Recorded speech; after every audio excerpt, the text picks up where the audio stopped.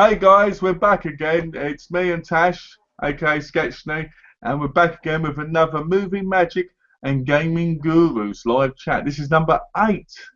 Yeah, in the new year. And you're a year older. Yeah, I'm a year older. It's the new year. It's a new beginning. Yeah, and great things have been happening. Awesome. Yeah, we've been busy gaming and stuff, haven't we? So. Haven't we? So, how have you been feeling about gaming lately? It's been amazing doing what we've been doing with because we've been playing Sniper Elite 3, which I managed to pick up cheap because I had a game voucher for Christmas. So it's nice to do that and feel like a team, like work, because I'm not used to doing, as we said before, with the co-op. But it's one of those games because we were talking. There was the Game Awards 2014 at the end of the year. We were waiting for the announcements and that to see who'd won before. But the thing is there were some amazing games last year, but I didn't feel like all the best ones kind of got into the nominations. No. I mean, like stuff like Game of the Year there were options like Bayonetta 2, which I didn't play. I'm not into the Bayonetta games. Are you into the? Do you know what? I played the first one, Yeah. and I think isn't it like an RPG? Yeah, it's like yeah. I remember playing it. I remember enjoying it for the first 2 hours, and then being bored witless of it. I just remember a lot of button mashing. Yeah, I think that's why I got bored of it. So I don't know how different the second one is, or if it's any good or anything. But it's probably just a better graphics. Yeah, it's probably exactly the same. Dark Souls 2. I've heard that that's really hard. I played Dark Souls 1. All right, any good? Again, it was another one of those games where I played it, and I was like, I won't play anymore. You know when you buy a game and you're like, oh, I really like the first hour, but the rest of it is just boring me. Yeah. It was one of those games. Now I understand a lot of people love the games, and I'm happy for them. But for me, there's some games I just don't want to play, like Bayonetta or Dark Souls. Well, that's what I'm saying. I mean, the other two on this, 3 on the Game of the Year list were Dragon Age Inquisition, which I've heard is really popular, but I haven't played yet. Hearthstone, which I haven't played at all. I hadn't even heard of it. Have you heard of it? No. And Middle-earth: Shadow of Mordor, which I'm enjoying. No, I've never heard of that one. I've never heard of Shadow of Mordor. I mean, never, yeah. That got something to do with Game of Thrones. Yeah, I think it's something to do. No, to be fair, I've never heard of Hearthstone either. No. I've heard of Dragon Age Inquisition. It's one of those games I've really wanted to play. Yeah, I'm curious about it. But... because I've seen people playing it, and I've heard nothing but good things about. And I do want to check it out, because I wanted to check out the first one, because I remember right, the first one had some problems with the discs. Yeah. And the add-ons. There was something wrong with them. I remember the big controversy over it. Right, yeah. Ages ago now, I think, but back then. But Shadow of Mordor, to be honest with you, I do think they probably should have won the Game of the Year. Yeah, but Dragon Age won, and I'm really gutted that Shadow of Mordor didn't, because I've started playing it now, and I'm really enjoying it. So since we're on this, what do you think of Shadow of Mordor at the moment? I mean, what's your take on the story? What's your take on the gameplay? I like there's a lot of good elements. I just had I just got killed, and the git that killed me got promoted, and I was just like, no. And it's an interesting system with the captains and stuff. And I like the learning the intel, and that's all interesting. I'm enjoying the controls.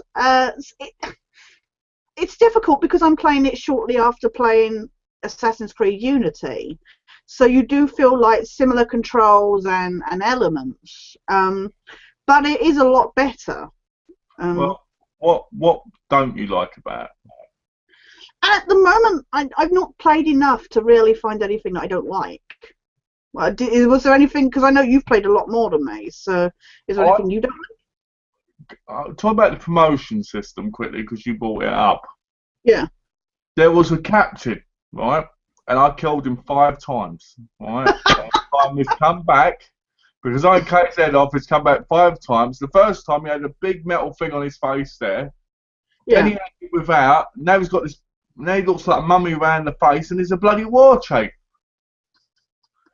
And I'm like, and every time I get in contact with him, he goes, "Oh, you think you can try and kill me again?" or something like that. I'm just like, bloody hell. And trust me, he'll be the hardest person for me to kill, and it's like a real rivalry, you know what I mean? Yeah, yeah. There's a part of it that doesn't want to kill him because I'm like, he's still alive. He's still alive. He's a resilient, you know. I really love the game. I think the game's fantastic. It's a lot of fun. The story's great. But at the same time, I do feel like it can get very repetitive after a while. Yeah.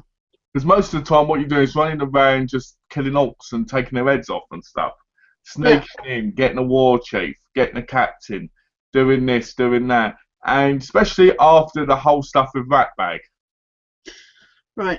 I don't know if you've met Ratbag yet. No, I don't think so. No, I've not played. After that, it gets more repetitive. So, because I went in a stronghold, and they were like, if you're detected, you'll be... And I pretty much cleared the whole stronghold, and I was like, hang on, what is the point of clearing this stronghold? There didn't seem to be any reason for doing it. There isn't. I was just like... What was that? Sorry? They just respawn there later. Yeah, exactly. I'm like, what is the point of doing that? There was no point when I did it. I didn't really gain anything from clearing the stronghold, and I was just like, oh, well, that was pointless. I mean, I love the game. I think the game's great. I love the kills. I love the leveling up system. Yeah. Points you level up. Like, there's one level up where you can shoot an arrow at a orc's foot, and it ties them to the floor for a few seconds. Oh, right, yeah. Right, like a bind. I really like that because that's great when they're running away and you need to catch them. Yeah. Before, like, for instance, they call the alarm. Oh, yeah. And the story's good, but I feel like the story's quite short. If you're a really good gamer and you can get through these missions in one go, it's quite short in my view. Right, yeah. And all the side missions are very repetitive. Like the helping the humans get away from the orcs, like in the little areas. Yeah. The people look exactly the same, and that bothers me, but they're all the same. I know they're that way on purpose because they're slaves.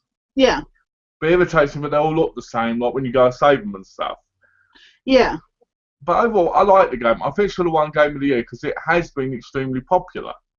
Yeah, it's done really well, and especially considering some of the rubbish Lord of the Rings games that there have been. Oh, yeah. I love it's really, I thought it was a good story, because obviously I've just gotten through the stuff with, like, his wife and son and stuff like that. Dying at the start. And I love even the ghostly voice that comes through your controller. Like we were saying last time, it's nice when games start to implement the new quirks on the next-gen consoles. And even something like that, because not many games really do the whole voice through the controller thing. They don't. I like when you're loading, you get all that kind of like if you put it to your ear, it's like it's in your ear. It's really creepy. Yeah, because you have this like his wife's voice talking to you, like a flashback from when she was talking to her father or something like that. Whenever I play Australian, I always pretend he's Aragon. Yeah. Because that's what he looks like to me. He looks like Aragon, except a little bit softer. Yeah. In the face. Yeah. He's like Aragon and Boromir kind of smushed together. I tell you what I don't like. I don't know if you got to this, but again, this won't be a spoiler. Is when you shoot the arrows. Yeah, I'm really struggling with that. I don't like you can't do it in quick succession like Legolas did. Yeah. No, exactly. I'd like if they were range if you could go. I find the arrow shooting system really difficult to kind of, and you can't hold on to it for long and stuff like that. And you're trying to. As you get along, the the slow time with it lasts longer. Lasts longer, right? Yeah. But I don't like when it starts messing up because once that slow time's gone, it's all wobbly and all over the place. Yeah, I think yeah, and it doesn't help when your targets are moving anyway. no, it's but most of the game was just killing orcs over and over and over. And don't get me wrong, the game, like I said, is fantastic. I love the game. I can't help myself but want to kill them more. But Yeah, over time, you're just like, well, But then every game's repetitive in some way. So it's like, if you play Grand Theft Auto, you're killing people constantly. It's the same thing. yeah, exactly. So, I know a lot of people can go, oh, there's a lot of different things, but I'm talking about the main aspects. Yeah. So, I yeah. mean, I can't comment because I haven't played Dragon Age Inquisition, but I just feel like Mordor had a good shot there, kind of thing. Yeah, I definitely think so. I always said what was like second, third, and fourth. Yeah, it would have been nice to see what the kind of runner-up was or something Yeah. like that, because they don't really tell you that. It's just... Well, here's one I know you can. There's more on that you know. Best narrative, which is really just the story kind of thing. Nominees were South Park: The Stick of Truth, which I've played, Walking Dead Season 2, which we've both played. Well, you're just playing now, aren't you? Or you've played? Did you finish? I finished it. You finished it. Yeah. Wolf Among Us, which I know you've played. I finished that as well last night. Oh, you did? Oh, you finished it. I saw it. Yeah. I know you've been playing that a lot. Like you played that like in what 4 days or something. You got that. Oh, blimey. Valiant Hearts: The Great War, which I've not even heard of before. It was on it was on PlayStation Plus. I was going to download it because it's like a PSN game. Oh right, yeah. I was going to play it, and I thought myself, this game looks a bit silly. I was like, do I want to play it? And obviously, I haven't played it yet, and I probably will do after it won this. Yeah. But when you play a game like that on the PSN's beat Telltale games and Wolfenstein, that's ridiculous. Yeah, well, I mean, I thought the narrative on both South Park I enjoyed, and The Walking Dead I enjoyed. Wolfenstein I haven't played, and from what I've seen, it looks a bit cack. But I know you've enjoyed The Wolf Among Us, and I am surprised at this Valiant Hearts one. I don't know what it's like. But... I've played 4 or 5 of these games. I played Wolfenstein, I played Walking Dead, and South Park. So I think I played South Park on the PC. Yeah. And because I did the videos, didn't I? And then I deleted them. Oh, yeah. I really enjoyed South Park, and I thought it was great. I thought it had great humour in it. I thought it was well done. I thought it was very, very smart. And plus, I liked that the game actually was South Park. It wasn't a South Park game. It was like being in an episode. It was like actually watching the show, but controlling the character. And especially because they had stuff in there that was obviously connected to episodes. If you'd seen the episodes that kind of led up to it, and then you played the game, it was like being part of that narrative kind of thing. Yeah. And I thought that was great. I thought that was I thought it was an awesome game. I liked the ending. I finally did the ending. I liked the bit where he got up his bum and stuff. That was, and you find a little bomb in there, and it was awesome. And all these other things. Season 2, I thought was nowhere as good as the first one. No. I enjoyed it. I thought it was a great story, but it was very, very slow. It felt like things were dragged on. What I mean in that aspect is like Clementine, an 11-year-old girl, should never be respected or treated the way she was. They would have kept her to one side. She would have ended up, stayed in the corner while the grown-ups did all the work. Yeah. And I don't care how much they go, oh, well, she survived in the wilderness, because any kid who did that, they'd try and keep safe, wouldn't they? No. And what would you ask a little girl about bloody being pregnant and stuff? It didn't make sense. Most of the conversations were stupid, like Lucas talking to her about Jane. It was Jane, wasn't it? And all these other people, the relationship between Lucas and her felt a little bit inappropriate. Kenny seemed a little bit creepier. And the highlight of the whole thing for me was Carver. Yeah, he was a good enemy. Yeah. And I liked the way he was very friendly and very dark. And he had that voice, because he was played by Michael Madsen, he had that voice where it was like, is he a good guy? Is he a bad guy when you first meet him? Yeah, yeah, You exactly. know? But I did find it to be silly. And the ending, the very ending, in my view, I was in tears. Right? Yeah, I'm not afraid to say this. I was in tears at the ending. To be honest, I didn't want it to happen that way. I wanted to carry on the journey, and yeah, that. But at the same time, I was kind of glad because I felt like Clementine got safely. yeah. It was. I completely agree. I got fed up. I mean, everybody has this ongoing joke, about how Clementine's awesome and, you don't mess with Clementine, and that's completely true. I mean, I always love the Gaming Sins video, where whenever they do a Gaming Sins on the Walking Dead episodes, anytime somebody messes with Clementine, they give the game a sin mark kind of thing. How dare you mess with Clementine? And I'm just like, exactly. But I do get tired of this whole let's all look to an 11-year-old for all the right decisions to make. It's like, why can adults not make their own choices? The thing that gets me And is especially being Kenny. after they started listening to Clementine, that little group, they started all dying. Yeah, I know. They were all right before then. Before she talked to Carver, before that, they were all alright. And now, But I hate the whole stuff like with Bonnie and that. They do stuff, and then Bonnie, for no reason, was blaming Clementine for everything, like when Lucas dies and stuff like that. I felt, to be honest, one thing I do hate about these games is there is no real difference in your decisions. Uh, No, that's why I'm curious. With there being 5 endings, what's going to happen with season 3? I thought the whole thing with Jane was really weird. Yeah, she was a weird character, full stop. Yeah, I thought that was strange.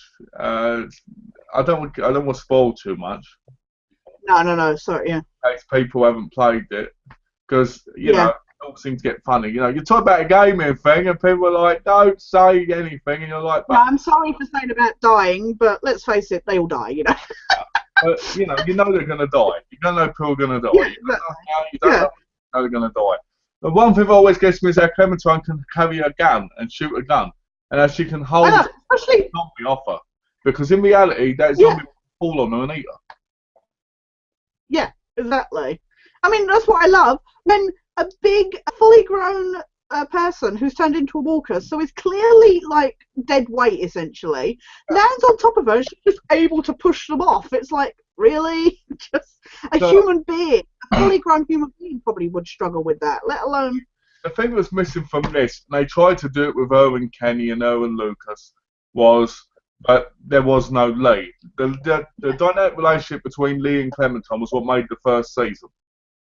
Oh, I didn't like the fact that they brought in a coloured guy who was essentially the clone of Lee, and they tried Yeah, redoing the same, and it was like, no. And like you say, the story in season 1 was so much stronger than it was in this season. yeah, it was. It was Because it better. was, again, Lee was such a better character, and like you say, that relationship between the two of them was Well, a lot more enjoyable. in the first season, you see, she'd lost her parents, and Lee had lost his family, and he also needed redemption. Clementine was that redemption, and he also had that kind of fatherly relationship with her by the end. Yeah, And you could tell that he went from her just being a girl to him actually loving her and being scared for her safety. mm, yeah, You know?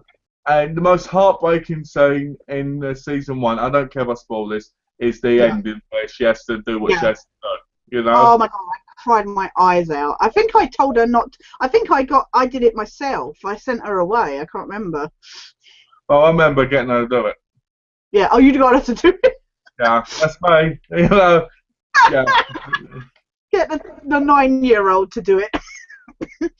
When I found out at the beginning of season 2 that she was with Krista and Omid, I was Yeah. like, where's this going? And well, we know what happened, but it was like, Yeah. and what happened to Yeah. Krista? Where is Krista? Is she going to be in season Yeah, 3 now? there was no. We were. Well, all we're left to assume now is that she's gonna. What's gonna happen is they're gonna copy what happened with Kenny. Kenny disappeared in season 1 and then magicked up in season 2. I'm actually, They got rid of Krista at the start of season 2, and I bet she's gonna come back in season 3. I'm actually hoping season 3 has three different stories in it. Yeah. I'm actually hoping it has the Clementine story and a Kenny story. Yeah, and a Jane story, because Yeah. it depends on what you're. Because I'd like to be able to play as Kenny. I'd like to, I'd like to beat people up as Kenny and stuff. To me, Kenny's my favourite character. Yeah. And well, when I saw Nick, the one who's with his Uncle Pete. Right. Yeah. This is a younger version of Kenny. Yeah. And Pete seemed like to be Herschel from the first one. Oh yeah. Everybody was essentially redone, from the original, the first season kind of thing. And that is the thing. Is just. I had a point then. Sorry, I was completely going to agree with you. It's just I got so tired of essentially the same characters being rehashed, and it would be nice if, like you said, because each episode always begins, the choices that you make will make a difference, an impact on the game, and it's not really happened. So it would be nice if, considering it had 5 endings, it would be nice if it made a difference in season 3. Yeah. Because I would be really peeved off if I was one of the people who picked a different ending and then they continued as if you'd done one of the other endings. I'm wondering if Clementine's going to be 14 in the next one, because she was like 8 in the first one, wasn't she? Yeah, 9 I think it was or something. But yeah, and then she was 11 in this one, so. I'm actually just going to be 14. See, what I would like to have happened is that Lee didn't die, but he disappeared. And then in season 3, Clementine was old and she went looking for him. That's what I would have liked to have happened. Yeah, it would have been nice. See, that's the thing. At least, this season, they gave you options that did cause these different endings. Whereas season 1, and I'm sorry, I don't mean to be spoiler, but, it didn't matter whether you chopped off his arm or not. You had one ending and that was it.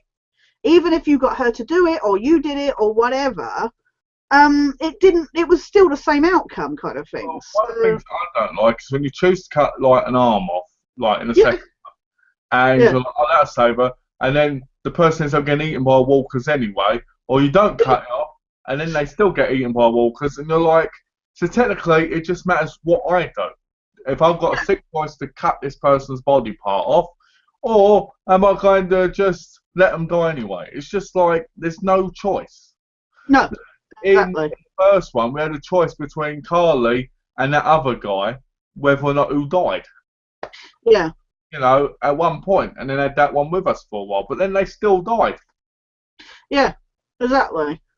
And that it's sorry, you were going to say. And I was going to say, whenever I look at Clementine, I always go, this is a little girl version of Glenn. Yes, yeah, it is. She is even down to the hat. Yeah. This is a little girl version of Glenn. She does the whole running about bit and going off on her own, and being that little. They should have called her Glenn as an inside joke, shouldn't they? Yeah, as an inside joke. But then they had a cameo by Glenn in the first season, didn't they? So I guess they couldn't. Right. They had quite a few cameos in the first one. They had Herschel, didn't they? They had Herschel, yeah, they had Herschel and Glenn and that. But it's difficult because it's more focused on copying the comics as opposed to the TV shows. So she's better, in my view. Yeah, exactly. I'm surprised Dal hasn't turned up in it yet. Yeah, well, he's not in the comics, is he? So. But it won't surprise me, because the problem is with these type of games is they go with being natural. It's like Wolf Among Us is about the comics, the Fables. Yeah. I've never ever heard of it. Never knew that comic even existed. All right, yeah. Last night I bought every issue last night. There's 133 issues out. I bought every single one of them last night. How much that cost you? Yeah, you don't need to disclose if it was it quite a bit. Let's just say it cost a bit. Yeah. It was all because I finished the game and I was like, you were just like, you wanted to. Yeah, I want to read this because it seems so cool that you get like Snow White and Beauty and the Beast and he'll be murdered. It just seems so interesting. but they're making a season 2 of that as well. Oh, right, yeah. Now, I played Wolf Among Us over the last couple of days, and you played Bigby, who's Yeah. basically Beowulf from Red Riding Hood. Right, all right, yeah. And he's the sheriff of Fabletown. And in the game, people start getting murdered, and you've got to figure out who's doing it. Right. Now, there's a whole lot of characters in there, and depending on who you are, like who you can think it's the woodsman, the huntsman, you could think it was Beast. You know, you've got the Little Mermaid in there, you've got all this other stuff, and they've been glamoured up, most of them, so that they look like humans. Right. But they can leave that glamour and turn into what they are. Like Gwen turns into a big, massive monster, and Holly turns into a troll and stuff. It's really good. Yeah. When I first played the first episode, I was like, I'm not going to get into this. No. But once it got to the last 3 episodes, I was into it like anything. Like Toad. I love Toad, right? He's got a little boy called TJ. You know, obviously they're toads, you know. Yeah. Right? And TJ has Clementine's voice. Right? And TJ's such a sweet little thing, right? And you just feel like going, you know, on the screen. It's just like, you know. So there's some characters you don't meet, like Prince Lawrence. There's Prince Lawrence, there's Faith, who's married to Beauty and the Beast. Don't live in a mansion, they live in a small apartment. And you get to know a lot of backstories. Bluebeard in it is voiced by Lee from season 1. Oh, really? Yeah, but and it's a lot more aggressive, but you can hear it in the voice. Yeah. You've got the mirror, so they go mirror, mirror on the wall. Right, yeah. You know, it's awesome. It's a great game. I'm because surprised. it's Telltale as well, isn't it? That's probably one of the same voice actors, you know, same. I am surprised, but they didn't. But that one didn't win because it's a very well thought out story. I highly enjoy it. Well, I was gonna. Sorry.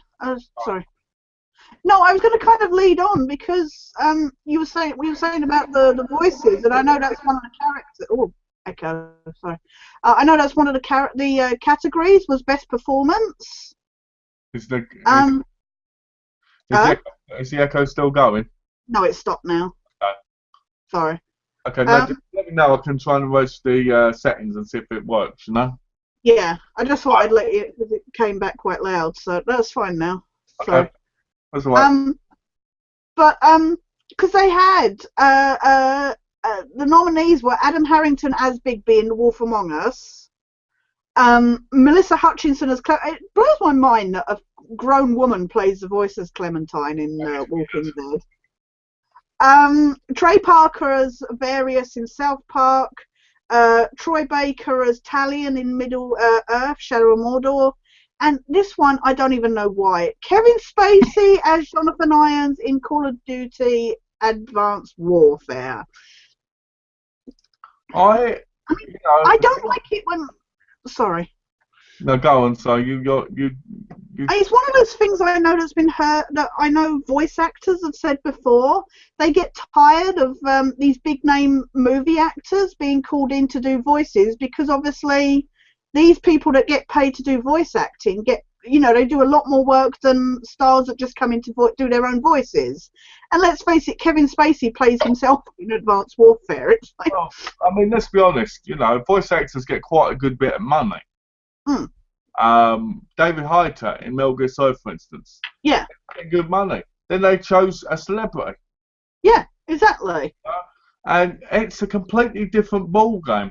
The reason they're doing it in things like Call of Duty now is because they can get the facial recognition. Motion capture, yeah. Yeah, and they can have somebody who's known it. I don't care about Kevin Spacey being in Call of Duty. Call of Duty is a video game. Who needs him in that? Adam Harrington as Bigby, I thought he was all right. If I was going to go with it, I'd probably go with Troy Baker's Talion, just because to me there's more depth there. See, I love Troy. He's done a lot. He's done a lot of voices now that I've enjoyed, like in Last of Us and what's the other one? But I enjoy his work anyway. But he always reminds me of Nolan North. sometimes when I hear him, he sounds like Nolan North. So it's kind of. But I have enjoyed him as Talion. So. Yeah, 'cause again, Trey Parker won. Yeah. But then And he does so many voices. He has to be congratulated for that. I don't count. I don't count Trey Parker No. because it's not a gaming voice. It's a TV No. show voice. It's what he does on the TV series every week. So You know? I can't count that because if that No. game had come out, it wouldn't have had him in. No, exactly. So I would have gone with Troy Baker. Yeah, I think I would have gone with Troy Baker as well because, like I say, I like the fact that Trey Parker does so many voice, but Trey Parker even, sorry. Yeah, I just prefer Baker's. Honestly, too close together those names. Yeah, Troy Parker. It is actually quite bad, that. But is it weird though? Because you've just recently played Walking Dead and Wolf Among Us close together, like you were saying about hearing the voices, kind of similar voices. It's really weird, but at the same time, I think it's a bit like how you are. You know, when you watch a TV show and you go, "Oh, that person was in the X-Files," or "Oh, the person in the X-Files episode did this." It's a bit like that. Yeah. You have a little mark out moment, of what's happening. Like you go, "Oh, Clementine's turned into TJ."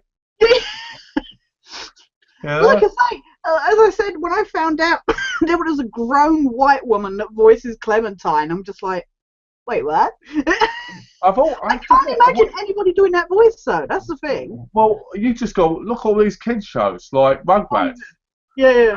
Rugrats is like little toddlers. And grown women doing the voice of little boys, And you're just sitting there going, wow, when you find out, Or even when you think of Nancy Cartwright doing the voice of Bart Simpson, it's just like, wait, what? I love her voice, fans. It's always a female doing a boy's and sometimes a male doing a woman's. Yeah, I know, yeah. And you're like, wouldn't it be easier to have it the other way around? Yeah, exactly. But so I know, you know what, this makes me sad though. You know what, this is something we should talk, that I know we've talked about anyway. The state of games now, because of the new consoles, the fact that one of the categories was best remaster. Yeah, I looked at that and I was like, I didn't agree with who won. Yeah. Because, to me, Grand Theft Auto won. Yeah. And to me, sorry if I cut you up there. To me, Grand Theft Auto short one because the game should have been out on the PlayStation 4 anyway. Yeah. It came out, when the PlayStation 4 came out, it came out on the PS3. Yeah. Then it came out on the PS4, so it means technically that they already had the PS4 one in mind. Same with The Last of Us. Yeah. What cracks me up. Look, 5 titles, 2 of those were out like last year.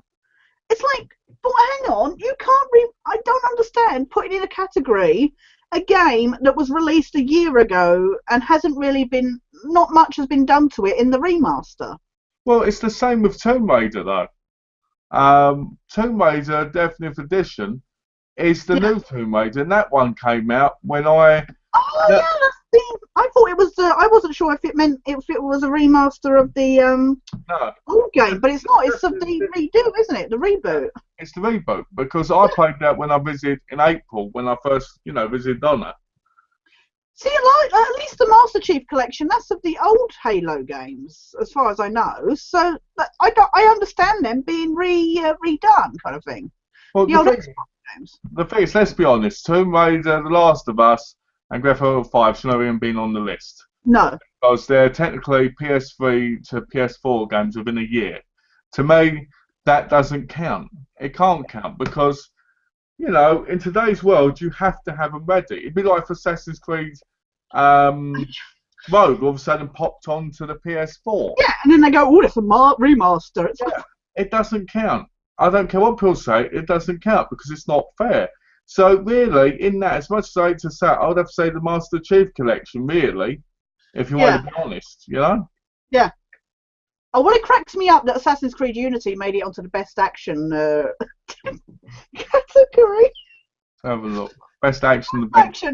Alien Isolation, Assassin's Creed Unity, Bayonetta 2, Middle-earth Shadow of Mordor, and you've been playing Sunset Overdrive, haven't you? No, I heard about it, Oh, you and haven't? Yeah. all I thought from looking at it was it looked like a Infamous clone. It looks like an Infamous rip-off. I'm not sure if it is, but it looked like it on the adverts. Yeah. See, But Shadow of Mordor won that, but I've enjoyed Alien Isolation. I think that's deserved more. But I don't think it's action. It's more stealth, it I is. think. See, Alien Isolation isn't action. It isn't. It's a horror survival game. Yeah, I mean, it's under action adventure category, but I wouldn't count it in that at all. I'd count it as a I'd count it it like is you said, a survival horror. stealth horror survival game. Yeah. Because really, if you're careful, there isn't that much action in it. No. Assassin's Creed Unity. Now I we've don't played even, that. I don't even think that was out when it was the awards were done. That's the funniest thing. I think it was only just out. I liked Unity, but the story was horrendously bad. The characters are so boring as well. They're so bland. I remember And the being bored of story's Kenway. really short. I remember being bored of Kenway in Black Flag, Yeah. and I was bored of Arno. Oh no! At the beginning, he seems like it's going to be like Enzio. He's going to be a Yeah. charmer, and he's going to be quite athletic and be a little bit of a troublemaker. Yeah. Then he becomes this guy who just does jobs and is in love with Elise, and you Yeah. don't feel any real chemistry between them. No. Elise is So annoying as well. But I found the story really short because when I played it back, I had to do some 100% completing. I yeah, was like, wow, this story actually is really short if you take out all the side questing and doing the chest I stuff. told you it was, didn't I? Yeah, you did. And even, I mean, really, the only reason why I go back to it now is for co-op, and even that is really short. We're still waiting for Dead Kings. So, but unfortunately, there wasn't, saying about Alien Isolation, there wasn't a horror category. There was a family games category, and a shooter category, and a sports category, but not a horror one, and a fighting one. You've probably played most of some of them. Oh, no. The fighting one, Killer Instinct Season 2. I don't even know that game. I don't really play fighting games, so. Have a look. Persona 4 Arena Ultimax. What are you? Super Smash Bros. 3DS. Super Smash Bros. Wii U. And Ultra Street Fighter 4. So there wasn't. I mean, look, two of those are the bloody Smash Bros. Games. Yeah, which isn't very impressive, really. That's kind of sad, isn't it?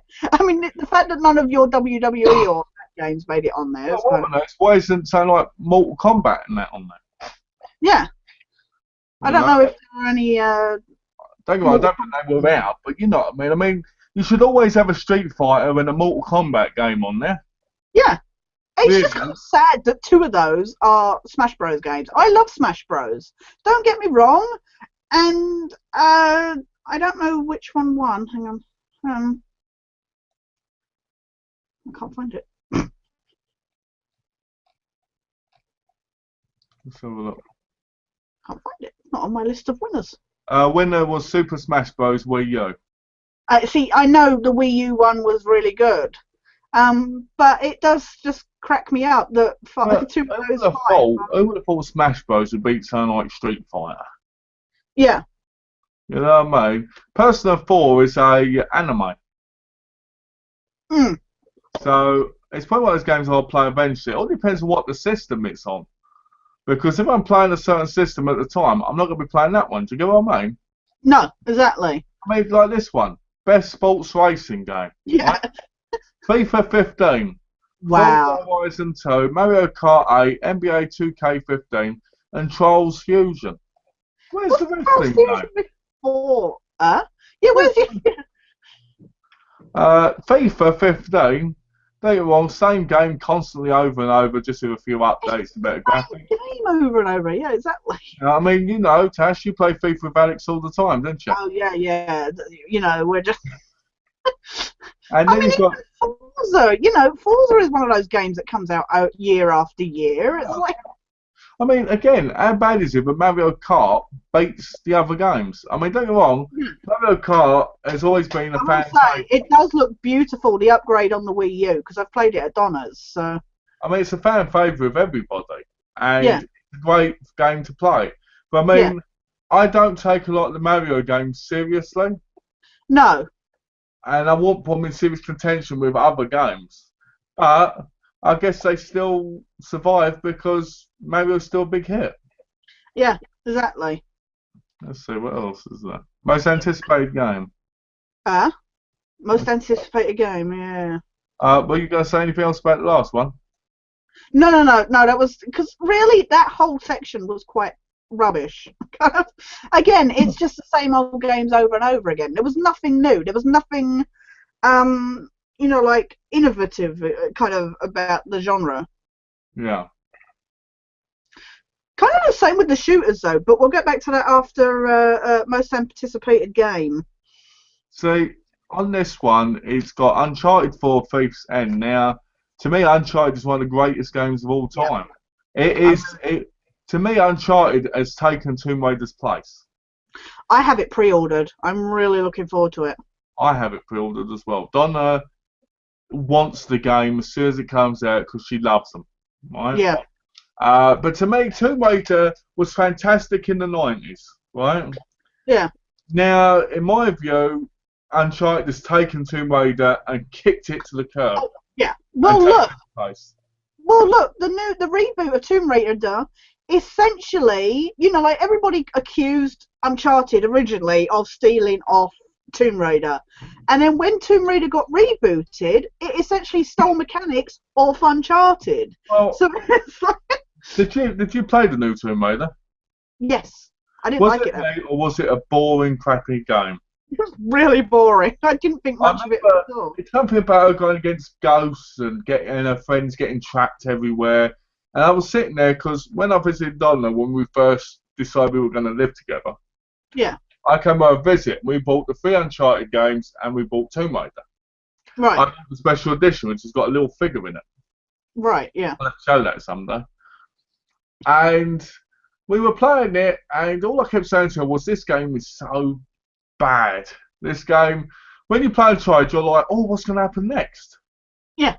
When you play the new Tomb Raider, you're like, oh, it's exciting, but at the same time, it's boring because you're trapped in one location, going against these spirit things, and your friends keep getting trapped. And then you've got these other people on the island who are trying to find something, and you're just like, oh, and then you've got dogs and that jumping at you, and you're just like, I just found it really boring and repetitive, and so many people were hyping it, going, oh yeah, this is an excellent reboot of the series, and we needed this, and she feels a lot stronger, and she's not like, because obviously Lara Croft was the big busty, character. yeah. It feels, but at the same time, the thing is, yeah, that's true, she wasn't as busty as she was originally, but she was younger. And there was something like slightly pervy about how young she was, for any. I could just imagine these guys, sat there just, like. What about all the moaning she did? Oh. Yeah, I know. That's the thing as well. Again, it was one of those games that if you took out the imagery, just all that. It was just like, okay. It felt like some Japanese people had made it. Yeah, Because the Japanese love doing the things with foreign women in games. Yeah, exactly. So then we've got The Witcher 3. So we're looking forward to Uncharted 4. Yeah. Witcher 3. I've never played a Witcher game, but that one.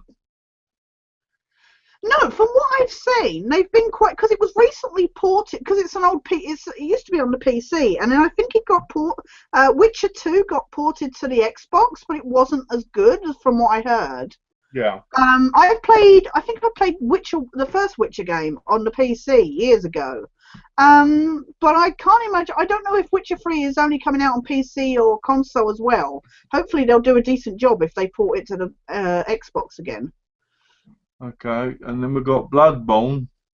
I've not even heard of it. I've never heard of it, but the picture looks interesting. Alright, yeah. Batman Arkham Knight. See, I've enjoyed the Arkham series, but my problem is I feel like they get a bit samey. It's like I liked Asylum, and then Arkham City was a bit samey felt like a redo of Asylum. So that's my only concern, is that it's going to be the same old, same old. Well, I don't like for every game, from what I've heard, because I played the first two, but I never played Origins. Yeah. All had the Joker as the main villain, and I'm like, Yeah. come on, you know what I mean? Come on, how many times does he have to be the villain? You know? I mean, I've got all these other. I mean, number one. I mean, Arkham Asylum was great. You had all these different Batman villains in it, and it was awesome. You had Poison Ivy, and you had all these other ones like the Riddler doing the riddles with you, Yeah. and it was awesome, highly enjoyable. And I actually liked the whole Asylum thing. It was great. Yeah.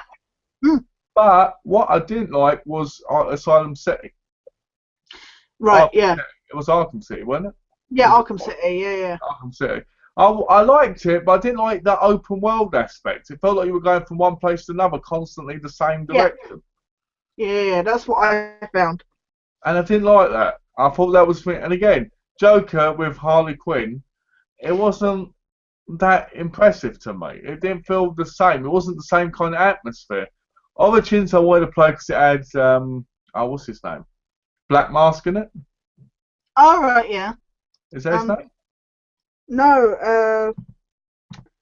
I can't think off the top of my head. I always forget his name. Pass. But you get what I mean. Yeah. Yeah. The Yeah. guy in the suit with the black mask on. Yeah. Yeah. I wanted to kill him because I love the guy, you know. But I Yeah. never got around to getting it because my PS3 got stolen and I ended up with PS4, didn't I? Ah. Yeah. Yeah. Yeah. So I you do didn't. like the Batman games. I do think they're better than the old ones. Yeah. Oh yeah. Yeah. But I feel like there's a lot of improvement that could be made on them. Yeah. And I'm hoping that the new one has that with better graphics. Yeah. But what makes me sad about this list is, again, most anticipated games, they're all pretty much sequels. There's no, like, I mean, I would assume that from what I've seen, Evolve and Bloodborne don't look like they're sequels, but otherwise, it's just sequels that we're looking forward to. It's like, Well, okay. the problem with that is they could be remakes or they could be sequels just on a new platform with a different normal title. You know? But it just gives you the impression there's nothing, like no innovation, no new stuff kind of thing. It's just like the same old, same old. And that's what cracks me up, is developer, Nintendo won Developer of the Year, and yet all they keep doing is putting out the same old stuff. Yeah. I mean, I would have liked to have seen Telltale win, to be honest, because they're such a small company compared to the others that are in the, Well, you know what? Nintendo, to me, I've always said Nintendo's past it now. Yeah. Because they seem to bring out a new Zelda game or a new Super Mario game, or the games they bring out don't seem to be games for now. They seem to be games for yesterday. Yeah. I mean, I get they're trying to do family stuff, and they're doing games that a lot of other companies aren't doing, because a lot of companies are doing the horror or whatever style games. I get that they're doing stuff that kids and parents can play together or something, but at the same time, like you say, I just feel like it's always like they've been remaking Ocarina of Time for like the last 15 years or whatever it is. They keep making Mario Kart, they keep making Smash Bros and that. It's just the same old, they keep rebooting Mario for the 3DS and all that stuff. And it's just like, make something different. Yeah. Well, I just feel like Nintendo make the same old game over and over again. Yeah. Just with better graphics, and then people go out and buy it. That's what I feel. I mean, why have we got Mario Party 84 or that? Why have we got this? Why haven't we got no? Why haven't we got a new Wario game? Yeah, exactly. A lot of people, they think of Mario, they think of Luigi, but they don't think about Wario, do they? I don't think of Wario or even Waluigi in that, but they only turn up in stuff like the Smash Bros games. Yeah. But it would be nice to have a redo of like WarioWare or something, I've been playing the Wario games on the Game Boy. Hmm. If it was the Game Boy. I'd like a new Kirby game. I like Kirby. I like Kirby. Wario. I always thought Wario should have killed Mario and been the new one. Yeah. Wario and Luigi. Yeah, that would be. Beats up Luigi continuously and then goes and does the job. Yeah, Wario would probably treat Luigi better than Mario does. Well, what about what they did on the Ellen DeGeneres show, where they said that Luigi and Mario weren't brothers, they were lovers? What? Did you Oh, see this? no, I did not Nintendo, see that. Nintendo, not to look gay, they made Luigi and Mario gay lovers. And when they go on Ellen DeGeneres, we're not brothers, we're lovers. Oh dear So, God. so they look more homosexual friendly, you know? Yeah, well, it's all in the moustaches. They got that 70s porn look. They go. And all I kept thinking was, come on, guys, that's childhood's ruined. But what cracked me up is Blizzard were one of the developers that were in the running, and all I think of when I think of Blizzard is bloody World of Warcraft. It's like, isn't Yeah, that all they do? I think they did Destiny, didn't they, this year? I can't remember, but I think they did. Let me have a look quickly. sorry, it was just. I'm just having a look to see what games they've done. But I'm just curious because you know what? At least Telltale they did stuff like The Walking Dead 2 and Wolf Among Us. At least they were different. Well, Ubisoft have pissed me off. I don't like Ubisoft anymore. they did StarCraft. Oh, they did StarCraft. StarCraft, sorry. World of Warcraft. Oh, games developed. Blackfall. The Death and Return of Superman. Warcraft. Oh, they did Diablo. Oh, they did Diablo 3, but yeah, okay. So basically the main ones are Hearthstone, which is Heroes of Oh, Warcraft, they've done Hearthstone. Okay. Diablo Oh, 3 and World of that's probably one Warcraft. of those MMORPGs then. Yeah, so it looks like that's what they're known for. Um. But that answers the question then, doesn't it? Well, yeah. Well, that's probably why they won. They didn't know. Sorry, what Nintendo won, but that's why they're on the list then. But again, they're just the same old story games over and over again. Well, I agree with you. I think Telltale should have won because they've done some really good things in the past year. I just feel because they're the smaller company as well compared to the others, it would have been nice to see them because they've done some good stuff, kind of thing. You know what Telltale's problem is? I'll tell you what their problem is. When they release their game, they're monthly episodes. Yeah. They come out every 2 months. They haven't got a normal date. Yeah, They're it's not like yeah. Now, I don't get why they don't just do it where, for instance, you can, where they bring it out and then bring out the things one by one instead of keep on doing it while they're releasing them. Because it just, in my view, ruins the gameplay. Because by the time you get to it 2 months later, you don't care as much about what happened before. No, exactly. And Ubisoft, they've gone They've gone downhill. I don't like them anymore. Here comes Assassin's Creed Victory. Will it be good? Will it be bad? I don't think there's been a good game. Right. I will say though, I do laugh while playing Shadow of Mordor, and you got these orcs going around going, "I'm gonna kill you" and stuff like that. I was like, "Wow, you sound like the guys in Assassin's Creed Unity." What I like? That's what I like about Shadow of Mordor as well. I like where they confront you, where the thing's gone, and they go, "I'm gonna tear you limb from limb," and all that. I like that. But one of them last night to me went like, and Donna kept saying to me, "Please kill that one, because someone keeps creeping me out." Yeah. It's like, wow. That's so fun. No, it's just, but yeah, no, they keep It's just so funny. They talk with the same voices as the supposedly French people in Unity, and it's just like you sound like you're from the same place. Well, I said to Donna, I said, "What the hell is going on with all these English accents in these games?" Yeah. Are English people alts and that? Yeah. Apparently, all the orcs come from the West Country, kind of. It looks like it, doesn't it? Well, I'm going to take you, boy, and I'm going to cut you limb from limb. I like when they go on. I like when you go by them, see by, and they go, "Oh, the captain was killed. It was terrible anyway," and all that stuff. Yeah. But some of the names of the captains are so funny. Rubik. Oh yeah, some of the names. I was just like, how do you even pronounce that? Rubik the coward. Yeah. When you get later on, when you get into it and you get the war chase, it's great. So when they come out, it goes like this: Rubik, Rubik, Rubik, as they're coming out. It's really good. I like that. But that's Really? it, kind of, like Rubik, Rubik, like that. You'll see when it happens. Oh, cool. Yeah. So there was one interesting category on the awards. And that was? Trending, and this is kind of, well, it's kind of connect, like with what we do, trending gamer.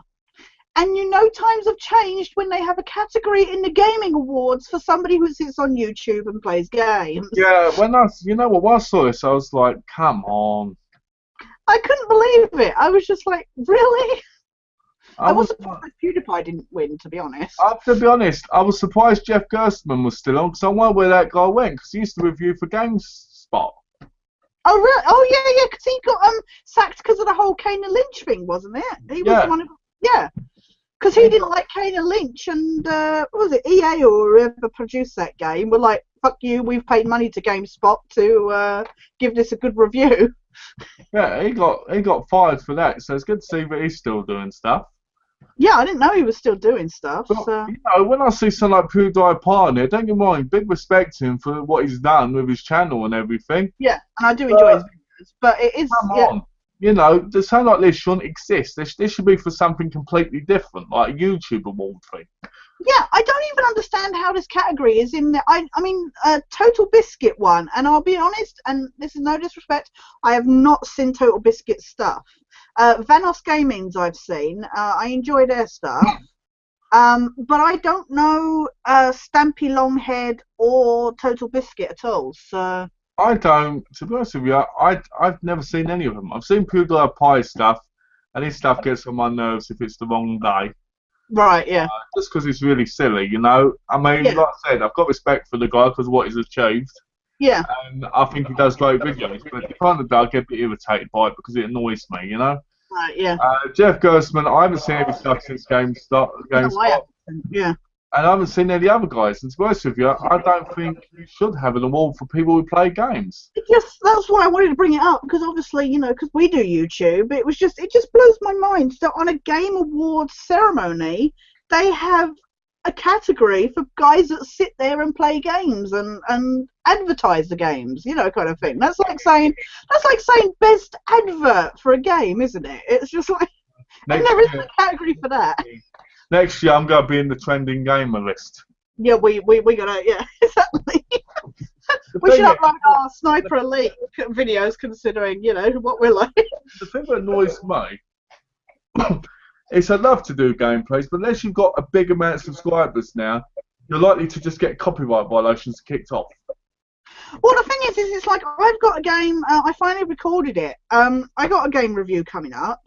And I'm not going to be able to monetize that review because it will have footage in it. Now, that's going to be a video that I will not be able to monetize, which is kind of sad, But obviously you get these big guys that they can do that because they get away with it. So. Yeah. Because they probably get the rights and everything. They probably have developers throwing the games in their direction going, please do this, See, that's the thing. I mean, I'd love to play games like that. I'd love to be able to review them and play them. It'd be a very easy and very interesting thing to do for me. Yeah. But when I was playing Sleep Dogs, I'd love to have done it because I was laughing. And I'd love to record, like, for instance, you and me playing together, me and Donna with the webcam, because that'd be hysterical. The things Donna says when we're playing. Yeah. But the thing is, it's the whole copyright stuff. Unless you're with a network and unless you've got a good amount of subscribers, you're more likely to get stuff cut. Plus, they're getting the more copyright stuff coming through now. Yeah. Companies don't like... It just annoys me that there's not really any decent way of capturing your voiceover stuff on the gameplay anyway at the moment.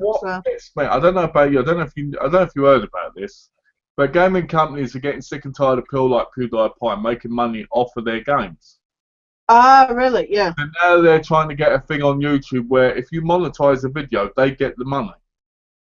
Right. Yeah. And that you get a smaller percentage. Right. Yeah. So, for instance, let's say I'm playing Sniper 3 with you.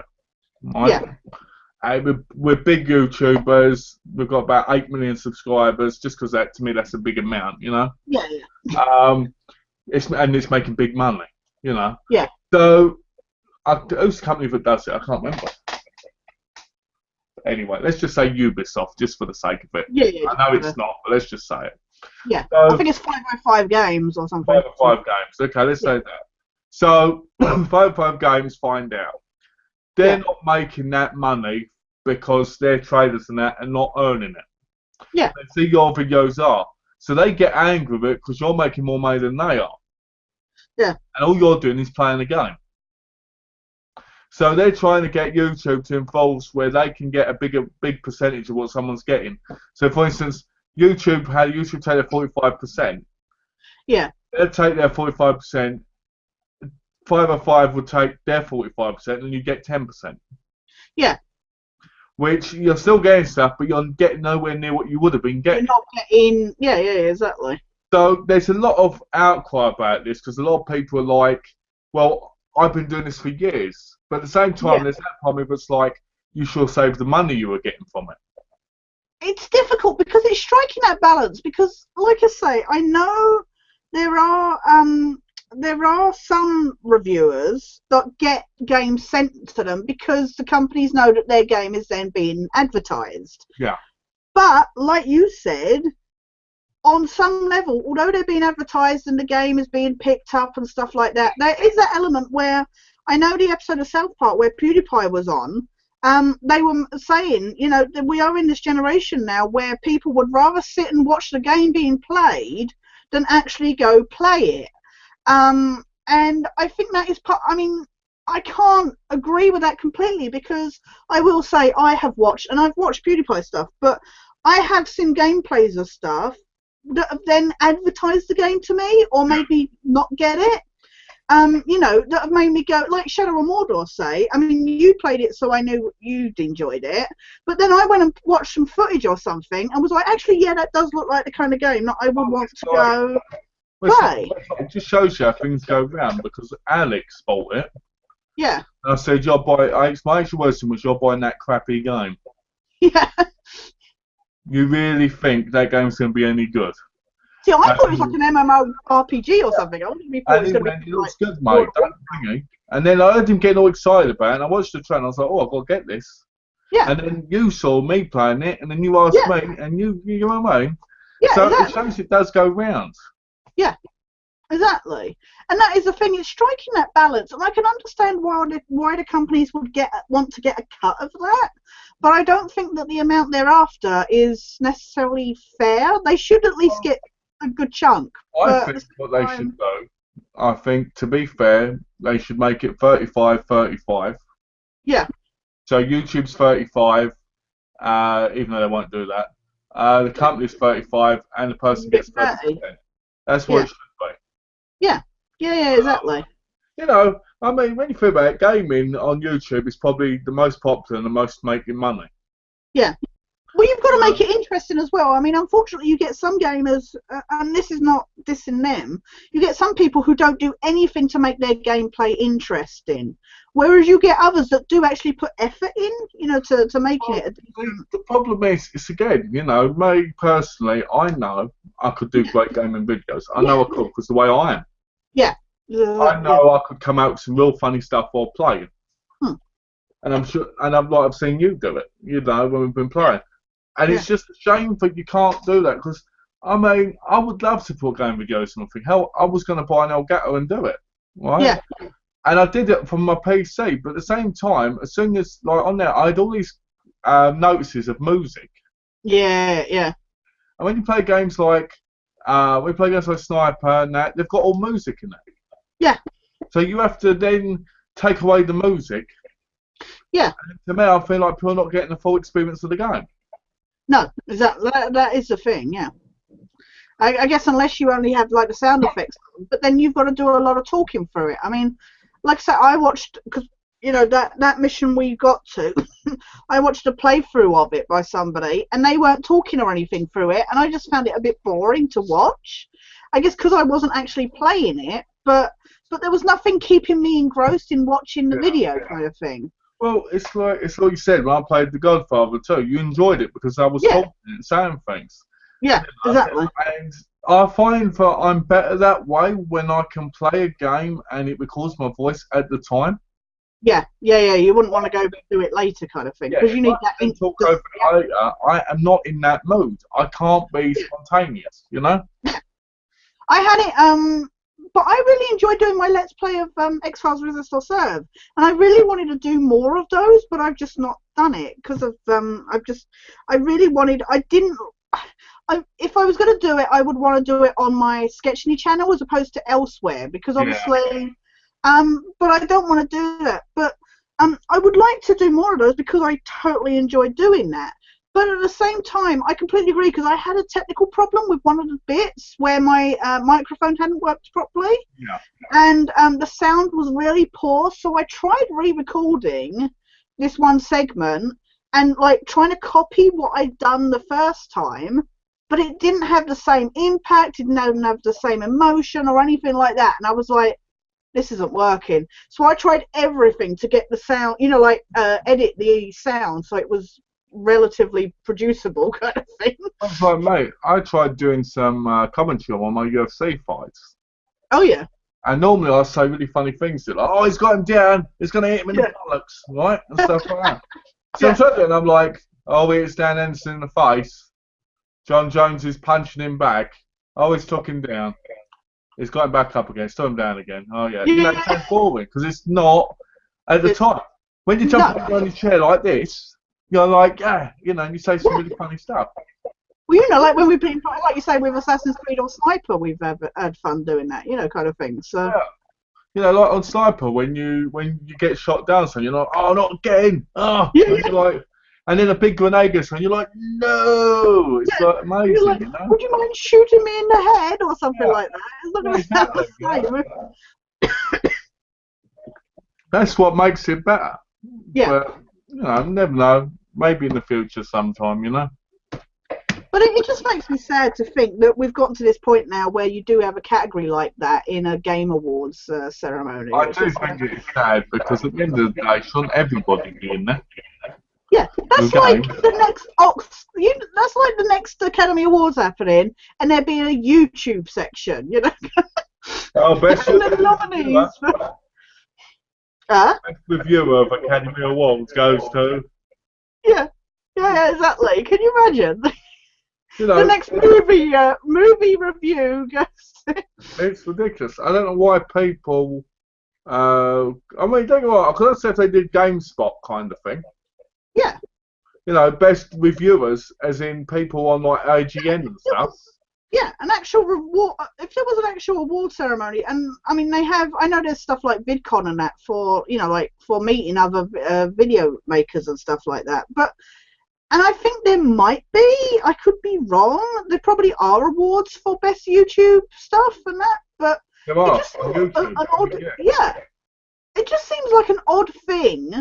The Game Awards for there to be a category for that. And I mean, one of the other categories was like best, what was it? Best fan creation.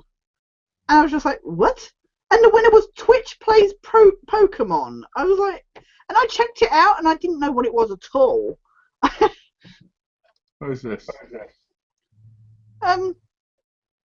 What's the best fan creations? It was best Zelda rap ever by Egoraptor, Luigi Death Stare, which I do know that video, by CZBY and Rusapika. Mine the Diamond Minecraft Song by Tobuscus, Minecraft Titan Cry by Colonial Puppet, and Twitch Plays Pokemon by Anonymous. So that is essentially a category for best fan videos. And don't get me wrong, I love you, YouTube. I do. I love watching videos on you, but it just seems an odd category. Yeah. Well, you know, the way I see it is YouTube, Dailymotion, all them. They're great places to watch YouTubers and stuff, but come on, it's not, you know, I guess we've got to a point now, really, like you said, and the internet now is the world. Yeah, exactly. It's like the answer to everything now. It's like... I mean, you've got to be honest, there's certain things on the internet we all have, like we won't be able to talk to certain people.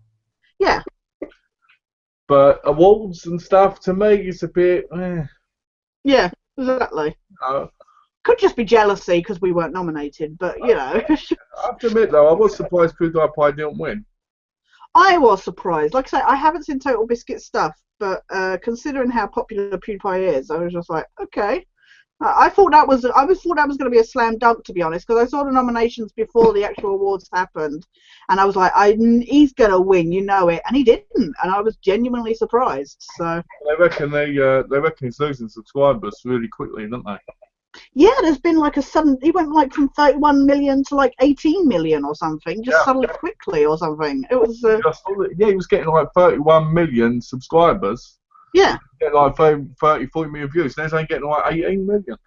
Yeah, I think there was a problem or something with. Because I know we were talking about this before about subscriber burn and stuff, that people aren't getting, because he's putting out a lot of content. People aren't catching all of the videos, so that's what they think it might be. Well, it's funny you say that, because you're at what, 216? Yeah, something like that. Yeah. At the minute. Congratulations, by the way, on getting there. Yeah. And you know, I'm at 495. Yeah.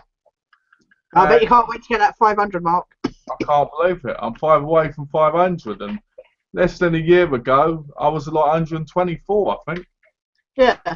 But I've always had it in my mind, it's so weird, because this is how people think so differently. Because my view is always that if you've got a lot of videos, there's a better catalogue, but when you get all the subscribers you get, they always go back and look at what you used to do. Yeah. So you'll make more views from that. Yeah. But at the same time, you get people go, well, I can't watch all of them because the person uploads all the time, I just won't subscribe. Yeah. And you're like, but if you like a subscriber, subscribe and then watch when you have got the time. Yeah. You know, so Brendan Mitchell, he puts up like 3 or 4 a week or whatever. I don't watch all of them, but when I don't, I catch up on them when I'm in the mood. Yeah. Well, like I say, it's like, you know, back when I used to do, you know, just the odd video log here and there, I actually got quite a lot of subscribers and was getting, you know, I wasn't reaching more than like 10 views, but still, for a video log, I was happy to get 10 views. And yet I've been putting out regular stuff, and now my Christmas movie reviews haven't done too badly. But before that, I was lucky to get like 5 views for a movie review, and I was like, but why? And I just feel like since I've been doing, I mean, I haven't done, the problem is it's been disheartening, so I've not done any reviews recently. Like I say, I've just, I'm in editing hell at the moment with a game review, and I really want to get back to doing the movie reviews this week. But when you're, it's like, say for you put out 3-4 videos a day or something. Yeah. It's really disheartening when you put out that many videos and then you see that you've barely got any views on any of them, and say like I've been bouncing around the 75, 76 subscriber mark for a while, and like you say, you then like lose one or something, or lose a couple or something, and especially like when we've done these chats, and then like the following morning I'll see that I've lost a couple of subscribers, and I'm like, why? Well, but then when I was doing few videos and far between, I was getting tons of subscribers. It's like, well, why? Why are you visiting when I'm barely posting, and yet when I am posting, nobody's visiting? Well, the weirdest and kind of disheartening thing for me is this. I do 3 reviews a day most of the time. Put them up. 6 to 10 views if I'm lucky, right? But if I do a chat, or I do a holding up video, or Donna does a video, they get between 40 and 100 views. Right, yeah. But my reviews get hardly any. Yeah. And I'm just like... My overview of my TV DVD collection got tons of views. That has got the most money revenue for me, is the TV overview. And my unboxings. Well, the unboxing I got Donna to do. Yeah. So they got like 40 views. Really? Nice. Yeah. And I unsubscribed from Horror Block this month. Oh, you did? Yeah. I got to subscribe back because it's got 2 shirts this month. And because they're horror related, I might as well get them, aren't I? Yeah. And then you're just going to go through like Shirt Punch or whatever and get whatever you want whenever. Oh, I've got some news actually. Oh, yeah. Donna's going to be doing a lot more videos.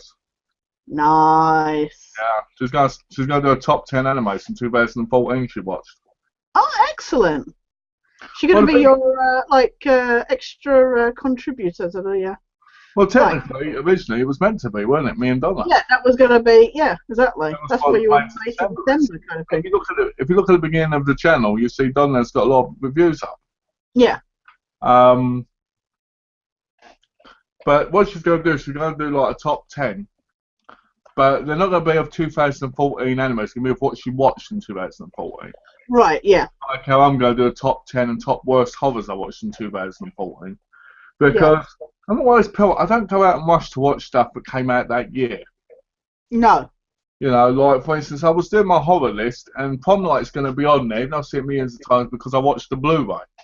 Right. Yeah. Yeah. And I can mention the Blu-ray and everything. You know, so I'm happy that she's doing it. She's going to do a review of Distant Star. She wants to do some other videos as well. And I thought it'd be kind of good because then people get to see more of my life as well. Yeah. And they get to see what me and Donna were like more, like when we had the game review we did. We did a couple of game reviews of like card game and a dice game. Yeah. Yeah. So I'm looking forward to more of that, you know? No, that would be really good, yeah. So what have your views of generally like games this year been? Disappointing. I mean, to be honest, I didn't play that many games this year because I was focusing too much on the channel and the stuff with my nan and that. And yeah, you've only really started to get back to it, haven't you? I only really started getting back to it because of all the stuff. Yeah. Are you getting an echo? No. Are you? Sorry. No. So it's been a hard year because you can't really justify games that much. I mean, no. To me, a gamer is someone who plays games, right? Yeah. But at the same time, if you don't play every system or even PC, you're not as big a gamer as a lot of other people. Yeah, you've got that line. I think the problem is you have a fine line though between casual gamer, and hardcore gamer. Yeah. And it's like not everybody's interested in all the same types. Say like I won't play World of Warcraft. I don't like MMORPGs. I don't like the multiplayer that kind of stuff. I don't like fighting games, so I'm not going to get UFC or stuff like that. You know, it's you know, and I'm not going to buy the same old sports games or stuff like that. So it is that kind of thing where I'm not necessarily a hardcore gamer, but that doesn't mean I'm not a gamer. If you know what I mean. It's like me, you know. It's like me. I've gamed all my life. Yeah. You know, like you have. You know. And I love games. Games are a big passion of mine. Yeah. Sometimes you have to be in the right mood as well. You do, and because of the responsibilities I have now, like to YouTube, and because I have a wife, and because I want to do other things, games end up a big part of that. I'm lucky that Donna loves playing games with me. Yeah, that's good that she gets that you can play those together, kind of thing. Because when I want to relax, if I don't want to, you know, upstairs and talk, I can talk to one playing a game. Yeah. You know, like she watched Sleeping Dogs and played that with me, like as she's helped me with Evil Within and stuff. Yeah. Oh, she helping you with that? Yeah. Did she help you get past that sniper guy yet? Do you know what? It was really funny because she said to me, Mal, you've got to do this. When you knock that guy down, you've got to set him on fire just as the other guy comes up and they'll both burn. I went, you're joking. And she went, no. So I did it and it worked. I was like, oh, fuck. You don't even have to do that. You just go a different way and you can sneak up from behind him. All right, then. I'll try that as well, then. Oh, no, if your way worked, if Donna's way worked, then that's brilliant. But I'm just saying you could sneak up from behind him. It worked. Yeah. I'm getting an echo. Oh, do you want me to put my headphones on? Hang on. I'm getting an echo myself. Hang on, I'll put my headphones on. Sorry. That's all right. I got to get it in the right hole. That's what she said. I love that. The best parts about gaming with Tash is when she says things. They're the best part, like when she goes, "I'm coming to help you," but she goes, "Oh, I'm coming." It's just really fun. I went, "Oh, I'm coming for you," and you're like, it doesn't help. I've got a filthy mind, so my mind automatically goes place after I've said it. I'm like, I so didn't mean that in the way I said it. And he's like, what? And then it clicks on like your end or something. We were playing the other day, weren't we? And you said so, and you went, oh no. And I was just in tears of laughter. Oh, hello. Hey, James. Hi, Tash and Malcolm. Great chat, guys. Thanks, James. Hi, James. Thanks for tuning in. If you've got any questions, feel free to ask. Yeah. But yeah, no, I think that's the thing, like, you getting to play with Donna, I think that's what I have enjoyed with getting the PS4, is what it's done to bring people together, like us playing the games we've played, like me getting with my Donna, you know, getting to play online and connect that way, and even if you're not playing the same game, you can still chat to each other over the system. I love that. You've got your agreement. Well, but when you got Assassin's Creed, yeah, I said to you, oh, you only play that with money, and you went, oh well, and then you went off with other people behind my back. I remember this. But that's the thing. I mean, like us playing Sniper 3, I never thought I'd get to do something like that. I mean, that's an amazing experience to spend 10 hours a night, you know, kind of just going, what you doing, and playing the same mission, like, and not be bored 100 times, and then we could just at one point just go, you know what, let's mess around and end up shooting each other for the sake of it, and like, it's when you're like, oh yeah, you go get that person, I get up right close to them and you shoot them from a distance. No, but then there's not the fault you played 10 hours with somebody, not get sick of them, on but the same still mission. enjoy it as much at the beginning as you do at the end. Yeah, exactly. You know? And that's when you know you're playing as well with somebody you really have a lot of fun with. Yeah, exactly. Because the sample you play with, you're just like, ugh. Yeah, why am I? And they get too competitive or bossy or something like that, and it can be quite. But there's been that side, but at the same time, I agree with you, like you say about. I mean, because I can't afford to buy games a lot, and like the games, say, like since I got the PS4, I've only got games. You know, I got Little Big Planet for 25 quid, right? Donna, my Donna, wants to get it to play it with her husband, so she went on Amazon to get it. Except it's gone back up to £45. Oh, yeah. So she was like, I'm not buying. She ended up, but she managed to pick it up on eBay. But that is, it must have been like a one-day deal I managed to get it on or something like that, because I didn't buy it that long ago, so I was surprised that it had gone back up so quickly. But generally, because I've got several games since, and you know, I got a couple for the PS3 as well in the year. I'm not happy with the fact that they're now doing this whole season pass thing. Yeah. And essentially releasing games that are unfinished. Yeah. I have to agree. I'm just, this is the problem with, much like with the whole not doing the backwards compatibility on the new systems. Yeah. It feels like it's more of a money-making system than it ever was. And when you think that you pay £50 or, you know, $70 or whatever for a game, you shouldn't then have to play like with Sniper Elite. I looked up today the whole Saving Winston Churchill thing. Yeah. And it's in 3 parts. And like you say, it comes to 20 quid. Well, and I'm just you know what? Sorry to butt in now. We'll just say this quickly. You got a question. Tash is going to watch Supernatural, the start of season 9 on E4 tomorrow at 10. No, because I haven't seen beyond season 1 yet, so I will not be tuning in. Thank you for the question. I am sorry, but I will not be. I hope you enjoy it. But and thanks. That's good for people that want to see it on E4 because it's not often advertised. But I haven't seen beyond season 1 yet. I'm still waiting to watch. I've got the whole. You've got the whole collection. And I've not seen past episode 1. I haven't seen episode 1. Yeah.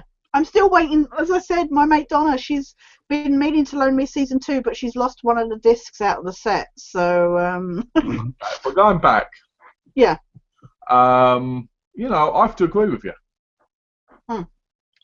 I find it to be a real annoying thing. Like, it's Winston Churchill, but like you said, what's he doing in 3 parts when it should be in one? Yeah. Why isn't it one part? Because it makes money. You know, it's You know, I was like, oh, I can't wait to finish this game. Then me and Tash can play the other parts, you know, because I knew they were around. And then yeah, I was like, well, I was like, okay, the Hitler one's not so bad. yeah. That's not too bad. But bloody hell, the Winston Churchill one, it's like, come It's like a on. whole other game price. I could buy that. You know, that's like buying Assassin's Creed Rogue or something. It's just like, Yeah, I'm smacked.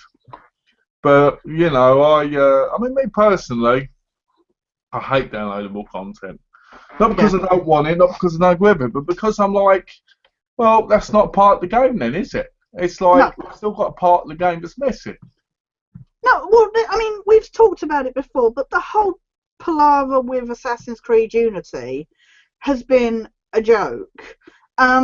And I mean, the fact that they can't even release their downloadable content because they're still trying to fix a game that wasn't completed before being released, just says it all about the state of gaming at the moment. And don't get me wrong, there have been some good games released. I mean, like I say, I mean, even like the indie kind of games like Rogue Legacy and Fez, I really enjoyed early in the year. Yeah, and Um, Octodad. Don't get Octodad. uh, Don't get Octodad. That's a cult classic. oh yeah, the deadliest catch. That's the. You've been playing that, haven't you? Because I I've been played it on trying the to get that. I've PC. been trying I to played get it on that. the PC, and the controls were awful. I've been trying to get that bloody ring on my wife's finger, right? And all it ever does is goes flying across them and hits people in the head or hits her. And I'm like, get it on the finger, you Yeah, know. And all this other stuff he wants you to do, you're just sitting there like, oh, like controls are so bad on it. yeah. And it's It not even is. the platinum. Is it not? No. So I was sitting there and I'm like, because now I've got 2 platinums, haven't I, this week? Yeah. Sleeping Dogs and Wolf Among Us, but I don't count Oh Wolf yeah, yeah, yeah. because it's a simple one, so it doesn't count in my view. Right. Okay. Same as if I Right. do Yeah. Walking Dead season 1, I get it doesn't count because I'm getting it naturally. I'm not getting it through actually playing the game. Right. Yeah. You know, some people with the play Walking Dead. Get this, the first season on PS Vita, PS3, and PS4, and end up with 3 plates from it, Yeah. which I think's a bit. That's a bit excessive. Yeah, I'd get tired of it after twice. Yeah. Yeah. But I mean, there have been some good titles, but I don't like the state of the new games. I tell you what it's like. It's like, you know what? We can update the game later.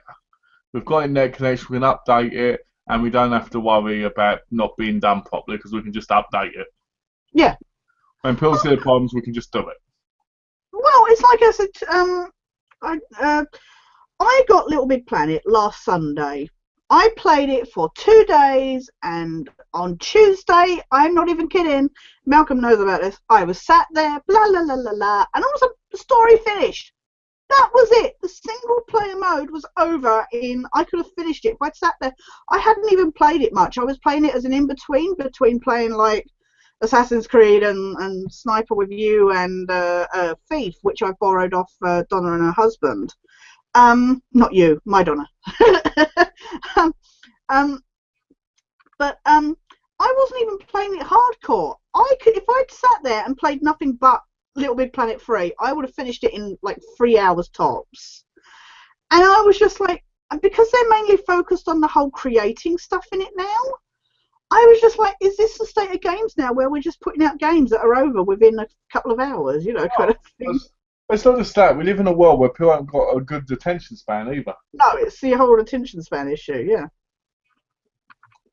I mean, at least something like Shadow of Mordor is huge. I don't know how long that was for you, because I know you completed it. I mean, But like we said, Assassin's Creed is short.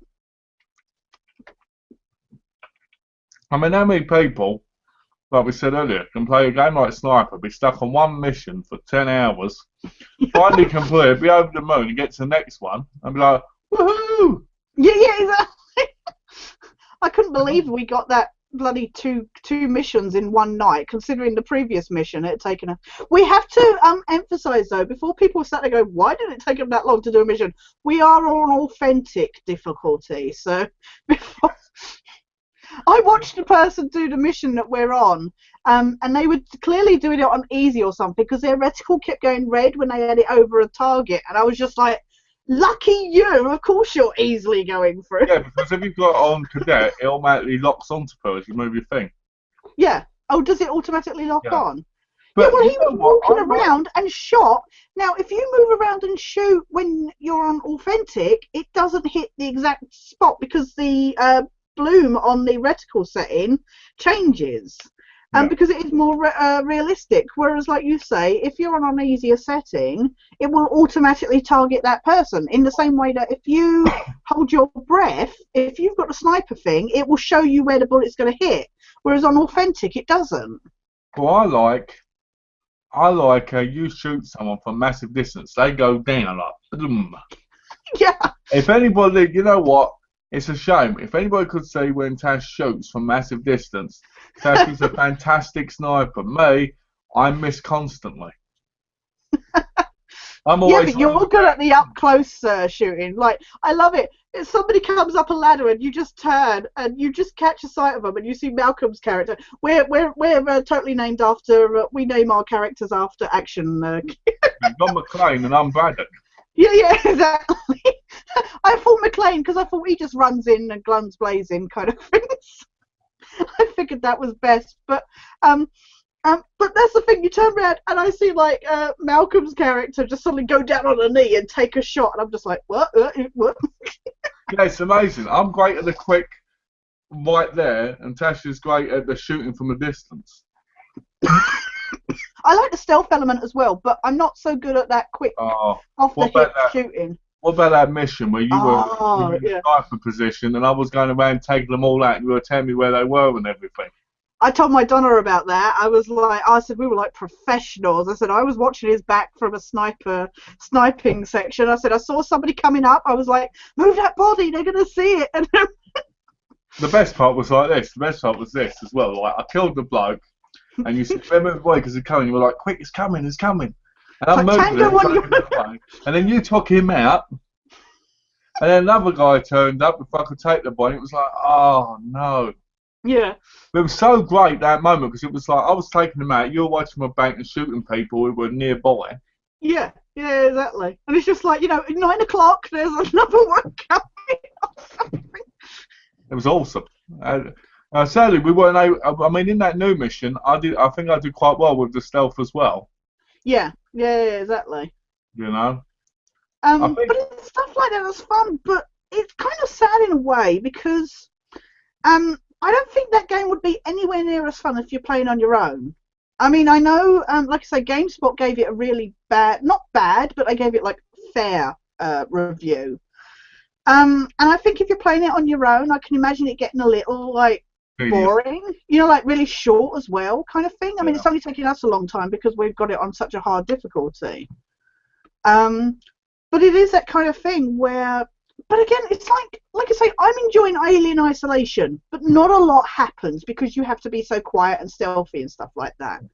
But it's games like that, like you say, if not much is happening, people get bored. They don't. And unless they get, I mean, a lot of people have said, oh, this game's rubbish because obviously they're not getting into it. But a lot of people have gone, actually, I love the atmosphere of this game. And I love the atmosphere. I love the design and everything of that game. I'm really enjoying it. Even though not a lot happens. But unfortunately, people want these bright colours and, quick edit, kind of like the whole PewDiePie videos kind of thing. It's those quick edits kind of thing. Or GTA 5 where you just go around shooting people, like Call of Duty. Well, that's the thing. People like games like GTA because they can just run people over, just get out, shoot, do whatever. Yeah. But a game like Alien Isolation, you make noise, you get killed, that's it. Yeah. Exactly. People don't want that at all, No. And it annoys me because I think about it and I'm like, where was gaming gone? I hate that gaming has gone so downhill. It's like what are we supposed to do? Well, this is why I love Evil Within, is because you do need to think about who you shoot and who you don't shoot, kind of thing. You know, like making noise and stuff like that. And this is why I think as well stuff Resident Evil has gone so bad, because now it focuses mainly on action as opposed to the survival horror element. The Resident Evil movies have gone to like the films now instead of being what they were. Yeah, exactly. But that's what I loved about the PT, Silent Hills, the playable demo. That was so bizarre and so suspenseful. And, you know, I mean, it's got to be good because it's Hideo Kojima of Metal Gear Solid fame and that. And Guillermo del Toro. Didn't they do Zone of Enders as well? Didn't Konami do Zone of Enders as well? I don't know. I'm sure they did. But carry on. No, but I mean that had so much suspense in that. That's why I'm hoping that the actual game, because you know what, I watched gameplay of it. I watched Alex's gameplay of it, and it looks so boring. Just walking through the same hallway over and over. And then I actually played it, and there is something slightly motion. I don't get motion sickness, but because it feels like you're actually in that hallway, there was something that's very disconcerting about it. I can't let this gameplay but actually get away without me doing what he did in the little thing. There we go. Yeah. The game's right there, mate. Yeah. Oh, fuck. Oh, but there's nothing going on. Oh. Yeah, nothing. Oh, shit. And then when something happens, just, yeah, whatever. Alex knows, Yeah, we're just messing. It's really, really funny. When I watched it, all I kept thinking was, oh, shit, nothing's happening. Oh. Yeah. And I'm like, what? When I actually played it, I was just like, nothing's happening. I guess it was that atmosphere. I will say, I played it long. I actually played it, and especially I think on my big TV, it felt like sucked in. Yeah. But there was a lot more atmosphere to it than obviously watching somebody on YouTube play it. But I bet you played with the lights off and all, didn't you? Yes, yeah, I did. And I played Evil Within and Alien with the lights off as well. That's what I do. Yeah. Because then you actually feel like you're actually there, because all you see is the TV. Because that's all you see, yeah, exactly. Now in the darkness of your soul being sucked in. I love playing those kind of games in the dark, you know, kind of, like you say, there is something. I remember playing years ago. Playing Sonic the Hedgehog in the dark. Oh, yeah. Actually, I remember being serious now. I remember playing Doom in the dark. Oh, right, yeah. Oh, that game scared the living hell out of me when I was a kid. Every time you had that blood dripping down his face. Oh, you're dropping down. Oh. Well, the problem is I grew up playing a lot of games. You know, like I'd be up in my bedroom hiding away and stuff because of stuff. And I would play at night time. I'd sleep during the day because of things, and then I would just play my games at night time. So I would have the light off because I'd be playing in secret kind of thing. And I'd have like this little portable that I'd be playing on. And like you say, I'd play stuff like Resident Evil and the original Silent Hills and stuff like that. And you're playing those at night and you're just like, I remember playing the PS2 Silent Hill, number 2. I remember walking down that misty road, getting by that misty car and looking inside with nothing there. Oh, you see, that's another game. Like you say, you start out and nothing happens. You're just walking down this long pathway and nothing is there, and yet it's that suspense it builds up. I remember when you see these weird creatures coming towards you. Yeah. At the time, I was like, "Oh, you're coming to talk to me?" Yeah. Hi. Oh, I'm dead. Avon calling. Yeah, exactly. Right. Oh, I'm dead now. What? Or going in the school and all of a sudden all these big rabid dogs turn up. Yeah. Well, I remember playing Silent Hill 4, The Room, because you're trapped in this room and it's just like really disconcerting. You're like, I don't know what to do now, kind of thing. I mean, what about the games where you just had to look at what was typed on the screen? Oh, yeah, yeah, yeah. Good example of that, Yakuza. Oh, yeah. Japanese game which was made into American English friendly. Yeah. No dubbing because it was never dubbed. Mm. No, it just typed, no type. But every time I talked, you had to read what they had at the bottom. They All go, right, yeah. and you're just like, yeah, I'm not getting into this. No, yeah. You know, Oh, never it's like like, that. Never like it. I like to get some voice actors, even if it just had them talking Japanese yeah. kind of thing. You know. And this is why, I just I was just recording some footage of the original Resident Evil game, for this other review I'm doing, and it was really weird to go back and everybody knows the bad acting in that, but it's just so funny to go back and hear those really bad those really bad voices. They're re-releasing the old one, didn't you? Again. Well, no, yeah, they're redoing the game, the GameCube version, which I'm really looking forward. I really want to get. It's only 1999, I think. Oh, really? That's not. Yeah. Oh, I definitely want to get that because I, see, that should go on the remasters list because the GameCube version was amazing. When you look back at those graphics, it's insane. I remember. But I'm looking forward to seeing what it'll look like on PS4. I remember playing the PlayStation 1, Yeah. and I remember thinking, "Wow, these graphics are fantastic." Yeah, yeah. Now I watch a video of it, and I'm like, "Bloody hell, they're blurry. How the hell did I know what was going on?" Yeah, I know. That's what I'm saying. When I was recording a bit earlier, I was playing a little bit and having to use the directional keys instead of the analog sticks was really uncomfortable trying to control the player. And like you say, these like Minecraft-looking zombies, these like blocks. It's just like, really, this was creepy back then. I remember when they brought out the analog sticks. Yeah. I hated them. Yeah.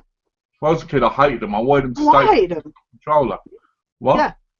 I hated them. I was just like, this doesn't make sense. Because I think growing up with like the Nintendos and Segas and stuff, you're used to using the directional keys.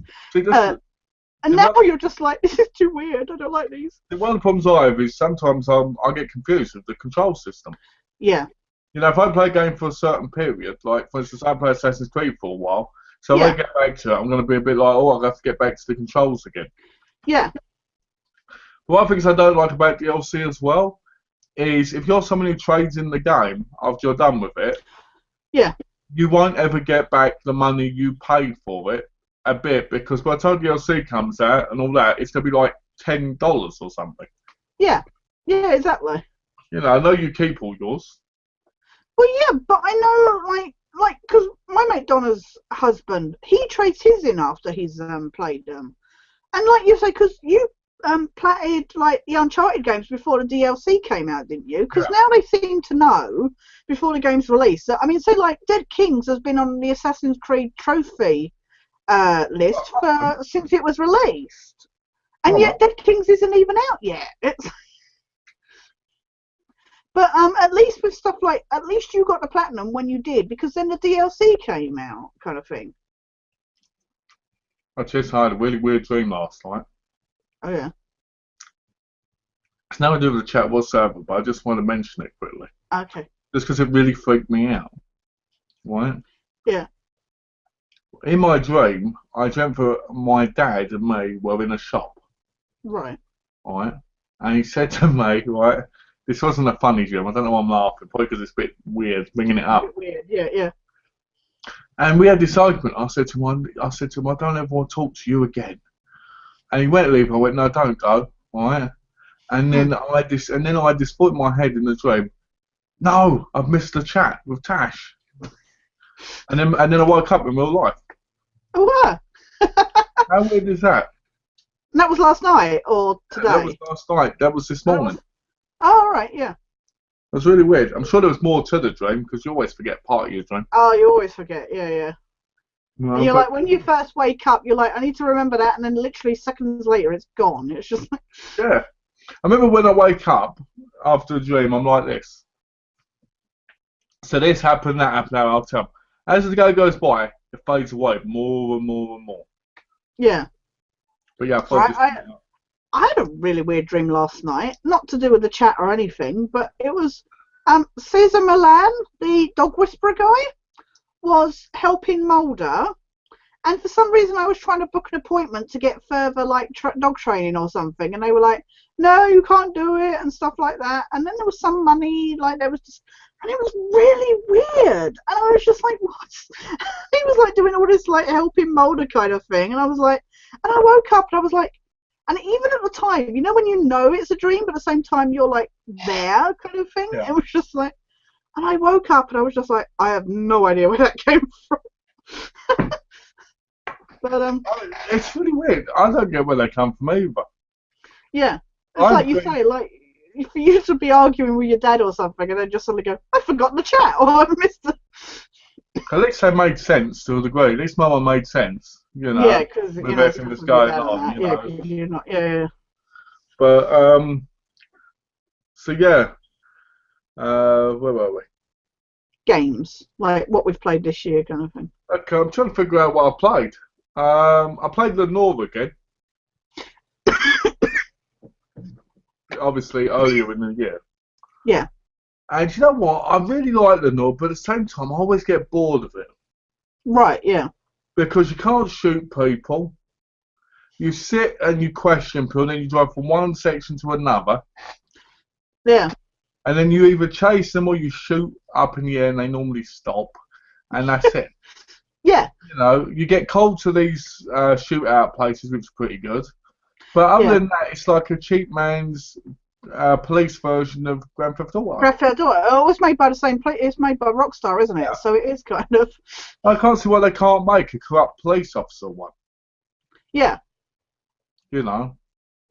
I enjoyed the game, but I kind of, like you, I had this problem with Red Dead Redemption.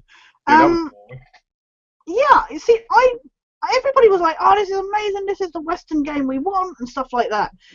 And yeah, it was fun riding around for a while, but after a while I got so bored, and I haven't completed that game at all. I got bored with it so much that I just stopped playing. That's what happened with me. Put it on, shot a gun out of someone's hand, went, yeah, this game was bloody awesome. Right? Yeah. Caught some bandits, everything. Yeah. Got on with the main game, and then I was like, I don't want to play. I don't want to just go for. I didn't want to have to ride for 10 minutes on a horse from one place to another. Yeah. It got boring, and then these hangouts, we had to go to these hangouts and kill everybody. Yeah. It just got boring. The whole story's boring. The lead didn't have any interest at all. Mm. It was just felt like, ugh, you know. Yeah, I just got really bored with it. But same, because I know you're playing Evil Within at the moment. Did you play Outlast this year? I haven't played it yet. I want to play it. I've played it because I've played it on the PC. I downloaded it off Steam. My problem, because in a way, Evil Within is like Outlast. I mean, obviously you have the more action, like because you actually use a gun and stuff. But I do feel now like survival horror has come back a little bit, kind of thing. Yeah. But at the same time, I do feel like there's this element of like, because you have it even in Alien Isolation. It's this whole hiding in lockers and stuff. Yeah. It seems to be a recurring thing now. It's like. Well, we need to thank movies like Annabelle and Ouija. Yeah, all those kind of movies that came out this year, like now they're Conjuring and that. They're bringing people into wanting to do survival horror more. Yeah, exactly. You know, because technically, in a way, they are, even though they're crap. Yeah. You know what I mean? Technically, they are surviving horror movies. Yeah. I mean, I enjoyed Outlast, but I just feel like they've kind of changed the genre a little bit. I feel like things are getting a bit samey in that regard. It was nice that they finally got back to. Well, the problem is Resident Evil got too action-filled, and now it's nice that they've kind of gone back, but at the same time, it just feels a bit samey. The problem is, I wish that they could make it where they actually did it more. Like, there's so much to do in games which people have never done, which, if they'll fall back, they could come up with some brilliant ideas. Yeah. I mean, hiding in a locker, fine. Right? Understandable. Great. But when you do it twice in 2 games within 20 minutes of them starting, Yeah. you know, I mean, why can't people hide in boxes? Why can't I mean, what I like about Evil Within, you can hide under a bed. Yeah. Yeah, I do like that there's some good hiding places kind of thing. So I mean, there's creepy something though. very kind of Metal Gear Solid about it in a way. Yeah. Because obviously that was the kind of thing that you would hide in boxes and that in, you know. You know, but I can't. I want a proper Walking Dead game. Yeah. Well, you know, that bloody Walking Dead Survivor or Love whatever it was that game. called, Survival Instinct or whatever it was, that was stupid. That was I downloaded awful. that on the PC. It must have. Oh, really? So when you hear Pay Daryl for it, did talking, you? like slow funding door, yeah, Yeah, yeah. which is great. Russian Daryl. But you go around, you can do stealth, but it don't last long, and you get more chasing you everywhere, and you're like, these zombies are running really fast. Yeah. So like the old style zombies, where the zombies they take a while to get to you. That they're slow and yeah, we're kind of doing this whole rage zombies thing now, aren't we? It's like that running around and. Because if you think about it, if you've got them outside and you shut the door and they're bashing on the door, and Yeah. you're trying to find ammo, that makes it more tense for you because you're like, I've got to find something quickly. Come Yeah. on, come on. And what happened to the one bullet kills them as well? I know, yeah.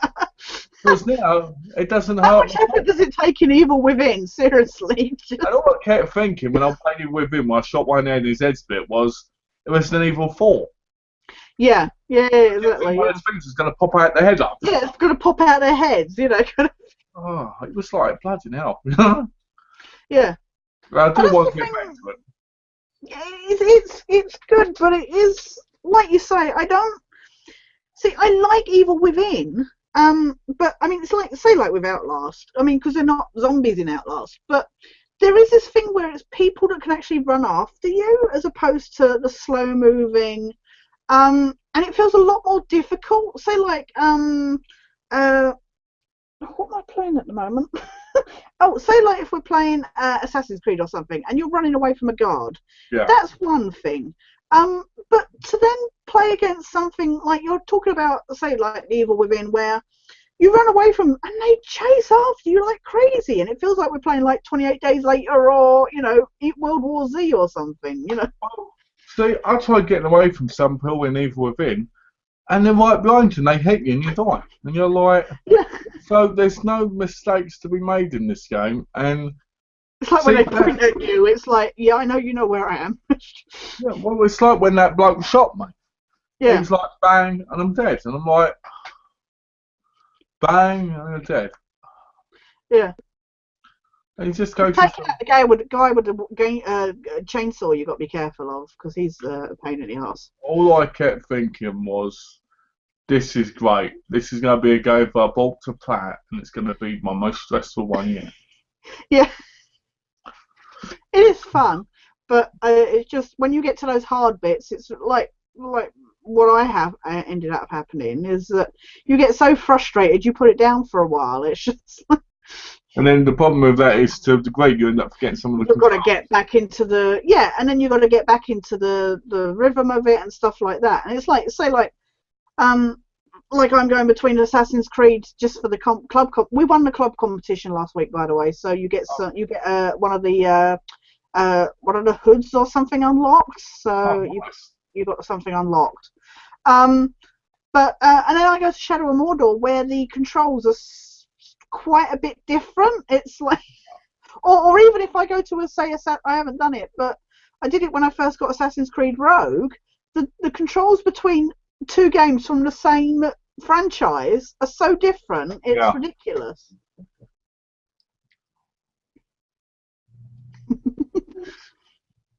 I want a hood. You want a hood? Yeah. I want a hood without doing anything. Didn't need to do anything, exactly. I worked my arse off on that club competition. To be fair, Donna and her mate James did it as well. So we got over like 400,000 points. We were like 380,000 points ahead of the person who's how many times were you playing? I would just play the same mission over and over. So I And do almost. I like doing the stuff like the air assassination and the ledge assassination. If you did them in the one that would gave you bonuses, you would get a lot more points. So they were a lot more fun to try and do. cool. What was I going to say to you? That's no idea of games. It's gonna pop out of your head. Isn't Yep, gotta get that phone call in again. it? Oh, only one. Oh, I thought it was gonna ring once then. Well, you know, talking about a sniper, Yeah. the guards in that, they never stop turning up. God, it's like respawn from nowhere. It's like. When you're on authentic, it's like they're everywhere. And these ones who carry the big, massive rocket launchers, like, RPGs, yeah. you're like, what the hell? It's just like, that's a bit excessive. Remember that 88? I kept shooting the thing at, and it turned out there was a barrel right next to it. Yeah. And I mean, thought that Nightfall one was going to be the hardest. It was actually the easiest. I know that the fort, that was insane. It was like, I think that was our easiest mission, especially compared to the previous couple of missions. It was just like, But you kept getting run over, remember? it was at the very start as well. That was the best bit. You crossed the road to hide behind the wall, and I'm just like, hang on a second, I come across, whack! It was like roadkill. Yeah, and I'm like, oh, they didn't say yet, and then all of a sudden they stopped and started shooting. Yeah, exactly. I don't know, you know, I think the game is fantastic when you're playing it with someone, like you said. Yeah. But I don't think it's one of those games that you'd enjoy on your own. No. And again, I mean, obviously we'll enjoy it when we play it on easier, but because it's so much of a challenge, like you say, we're going back and we're learning and doing stuff. I think because we're doing it on a harder difficulty, it's a lot more fun to explore it in a way. I mean, when we do it on easy, we'll be looking for collectibles and all that stuff, so there will be a new element, new aspect to it as well. But at the moment, we're learning how to play it in a way via the hardest difficulty. Oh, we're finding things that we're not even looking for. I know. We've got 2 playing cards so far, and I don't even know where they came from. No, I know. Sometimes it'll just go, you picked up these diaries. It's like, wait, what? The best part about it as well is when you do it together, you both get whatever the other one finds. Yeah, exactly. It's not like just the one person gets it for, you know. So, are you going to be reviewing anything soon? Like I say, I'm working on. I'm just editing now. I finally got round to reviewing the PS1 game Glover, and then it sounds so rude, that title, and I do make a rude joke in the review. But yeah, I would, like I say, as I was kind of saying with the New Year's resolutions, I want to get back to. I want to really do some reviews of the newer games, because I think, like I say, with the state of gaming now, I think a lot of stuff needs to be talked about and like got out there, kind of thing. Yeah. But unfortunately, I don't have the stuff I need to do that. But I would like to go back and review a couple of the older, like PS3 games or stuff like that. Or even if I play a bit more, I would like to review Assassin's Creed Rogue or something, just to say, you know, a difference, because it's like Black Flag or something like that. But otherwise, like I say, I do have my next X-Files part coming out soon. Any more movie reviews? Yeah, like I say, I want to get back to it. The review I need to get done. I'm watching at the moment Midnight Cowboy, the Dustin Hoffman John Voight movie. So I haven't finished watching it yet, but I will be reviewing it once I get it watched. Thanks for telling me. I'm going to download it and then I'm going to review it tonight. Yeah, that'll be on your list, like when I did Jingle All the Way and stuff. You know, but you know. But what are you reviewing? What am I reviewing? I've got. Do you know? I've got this. Shockingly, I've got 22 reviews I've already done. Really? I'm so far ahead now, but you just got to upload them. And I just edit them as I go along and just upload through. I might not upload anything tonight due to the fact that I'm trying to let the ones where like me and Donna are in get seen to for a day. Yeah, you want to get those seen, yeah, kind of thing. But my next 3 that I've got probably going to come up is Sweet Vengeance, which is Sweet Water. All right. They're right here, actually. Sweetwater, I've not seen that. which isn't the best film in the world. She gets her top off, and that's all right, I guess. But other than that, Other than that, that's it. Yeah. and Swelter, which has Jean-Claude Van Damme on the front, but he's barely in it. Yeah. You know, and he dies really pathetically in it. So yeah, they're probably the next two, but going to be up on my channel. Funny how one's called Swelter, one's called Sweetwater, because it kind of goes. Yeah, kind of similar again. And they've both got the same colour casing, not. Yeah, I was gonna say they look like they should be sequels or something. You know, like I quite part like of a series. that. So Oh, yeah, that- and then One of those from HMV or something. Is that? what's that? One of the stickers on Sweetwater or something. It looked like a HMV or something sticker Oh no, they're or whatever. I don't know. CEX. Ah, right, yeah. My love-hate relationship with CEX. Yeah, it's your favourite shop, your non-favourite shop, your. It always me. I think it's because I'm such. I think it's weird because you know I'm a nice guy, but I guess in a way I'm quite brutal with how I see people should be. Yeah. But You haven't had a chance because you had your hoarding up. You didn't get to. You haven't had a chance to explain, have you, about the fun you had on Friday? all right, I'll talk about that a bit. Yeah. Because I mentioned a little bit in the video, but I'll mention it a bit now because I didn't go into much detail. Yeah. So we went out, and like I said, the car didn't work and the truck didn't work, but the car ended up working. So we got to Best Buy, and Donna bought me $100 worth of stuff for my birthday. So I was like, thanks, Donna, because she bought me, you know, like the Equalizer, Banshee, Season 2, you know. Yeah. And it was all right in there. I knew A Million Ways to Die in the West was cheaper, but because I didn't check online first, I was like, I'm not going to risk looking like an idiot. Right. So we paid $3 more for it. So I was like, because I looked and it was. So never like paying more than I have to. No. So we go to CEX. Okay. I go in there, you know, it is stack, stack, stack. So I'm like this. Because whenever I go in there, Dawn's normally beside me and I'll give her the films. So for instance, she'll hold them in her hand like this. I'll be going like this. Putting them on top, yeah. You know, because I want my hands straight. And normally Donna's not picking anything up in there. So I'll go, if you can hold them for me. Yeah. Pardon me. Then I can just pick them up and just put them on. Yeah. So she's doing that. So I'll finish up because I thought NCIS was in there, but it wasn't in there because they're getting glitches on their systems. $5 or whatever it was. Yeah, $5 they were. And I was like, I'd have bought every season for that. Yeah. So we get on the queue. The queue is just me and Donna and two guys on the, you know, on the checkout. Mm. And the counter. Sorry. And they're both saying phones. So we're waiting there for 45 minutes. Right? Yeah. And I'm like, why do they do this? No matter where you are in the world, CEX always makes you wait for the tossers selling their electronics. Yeah. They can't have two people looking and one serving. No, yeah. And even if they're not using the tills, they go, oh, we're using the till. And you're like, you're not, because you're searching. Because you're so, yeah.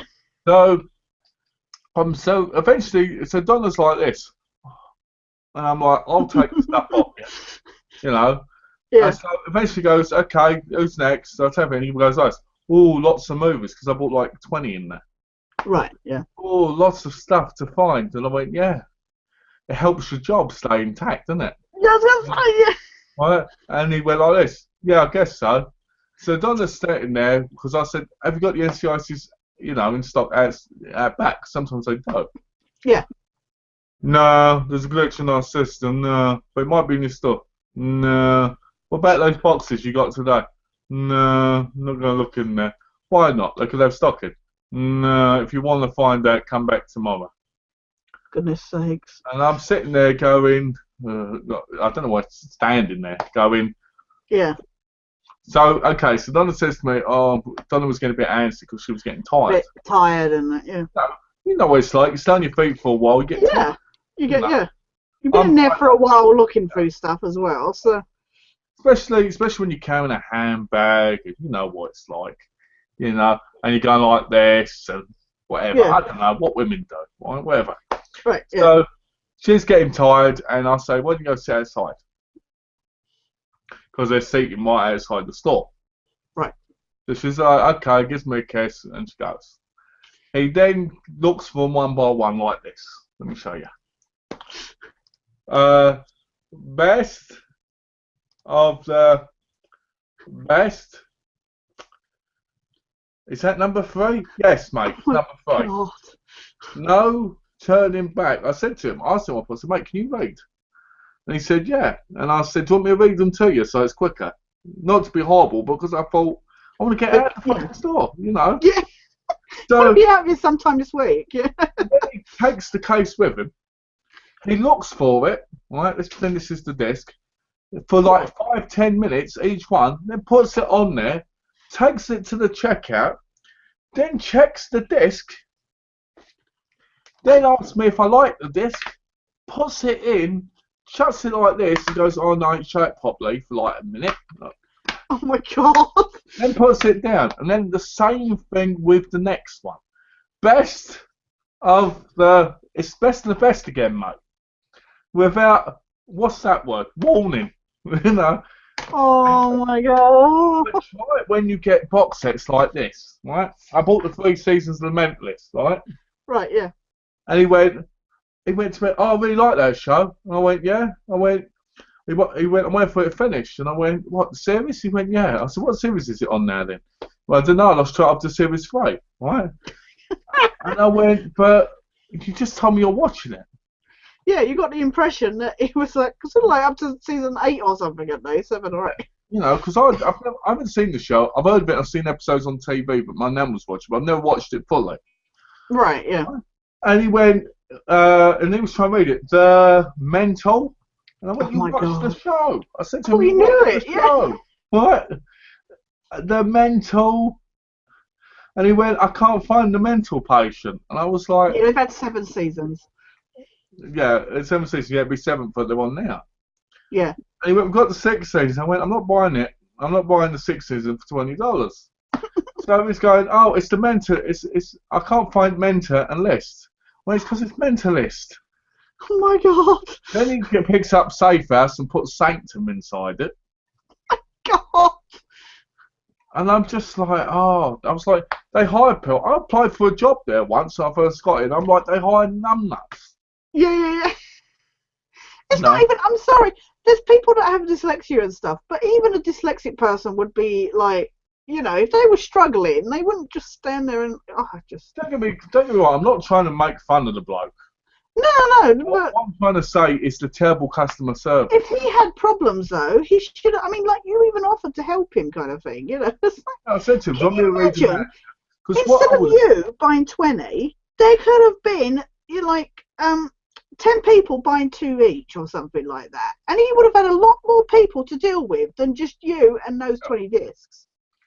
Well, what I would have done is I would have read them to him, and he could have looked each one up while I was reading it to him. Yeah, I exactly. like the way Barking CX does it. I like it when they pick up the stuff, they put the disc on the case, they take it back, and then they start putting them in. It's quicker. Yeah. Oh, when I got a Sniper Elite 3, I was at game, and I said to the guy, "Have you got?" Sorry, I wasn't going to change the subject. Sorry, but I just got yes. I just want to finish this off with this. Yeah. So they use laptops, right? Yeah. So when he's putting the discs in the cases, he's leaning the case on the laptop keys, right? Yeah. Right. Yeah. So the case is over, and he's pushing the discs in like this, right? Now pretend my hand's the laptop, right? Yeah. And at one time, the laptop went bip bip bip bip bip bip bip. Yeah, because you're pressing loads of buttons at the same time. And I'm like, what type of idiot who's got space does it on top of a computer keyboard? Yeah. It'd be like me going like this. It'd be like me like that and pushing it down. It's like, why would you do that? Yeah. Oh, but we're going to say about game? No, I was just going to say, kind of like, I went in to ask about Sniper Elite 3, and there was this long queue of people, and I'd been stood there like half an hour. I think it was people had gone in with their vouchers after Christmas. And I said, "Have you got Sniper Elite 3?" And he starts typing, and he goes, Sky what? And I said, Sniper Elite 3. I was just like, how does Sniper sound like Sky something? I was like, Oh, did you think I wanted Skylanders or something? try saying enter the ninja to an American, right, in a shop, Okay. and them saying enter the dragon, Oh, yeah. enter the ninja. Dragon? Ninja. When I first got here, I'd ask people and they go, huh? What? I'd It's say it not to like my you've got like a Geordie accent or something. It's what? like, you've got And a I clear said to one accent. So. point, me and Donna were in this time, I went, you fucking tell him, right? And the bloke went, excuse me? And she went, ignore him. It's just frustrated. But they can Yeah. hear you swear. Oh, yeah, they understood that. One bloke more my age, she pushed him and said, can't you hear me? And Yeah. he went, no need to get violent with me, mate. And I went, well, don't be such an idiot then. You know Yeah. what I mean? You just sit there going, how can these people not understand English? Yeah. Exactly. And it's just like. But like you said, you're saying it quite clearly, and I don't know how they cannot understand, the difference between dragon and ninja. It's not as if they're even close. Well, I spoke to one bloke on the phone when I was here, and I said to him, do you know about, do you have this game in stock? Yeah. Tell me what the game was. And he said, have we got a mobile phone in stock? And I said, mobile phone game? And he went, oh, you want a game on your mobile phone? No. But then we went to have dinner in Red Robin. Yeah. Now, I don't like the single booths. Let me get a single booth where you sit one on one. Oh, I've yeah, always one-on-one. had a problem. I've always had a problem, and it's gonna make it sound really weird. But when I'm with people, I sit diagonally from them. Like, Right. Okay. I can't sit straight ahead of them. I have to sit diagonally. Right.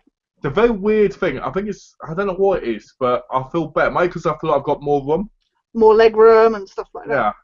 Yeah. So I always say, I want a 4-seater booth so that we can sit and I can do that. Yeah. And because I'm a big guy, I normally get away with it. And they say, okay. Right.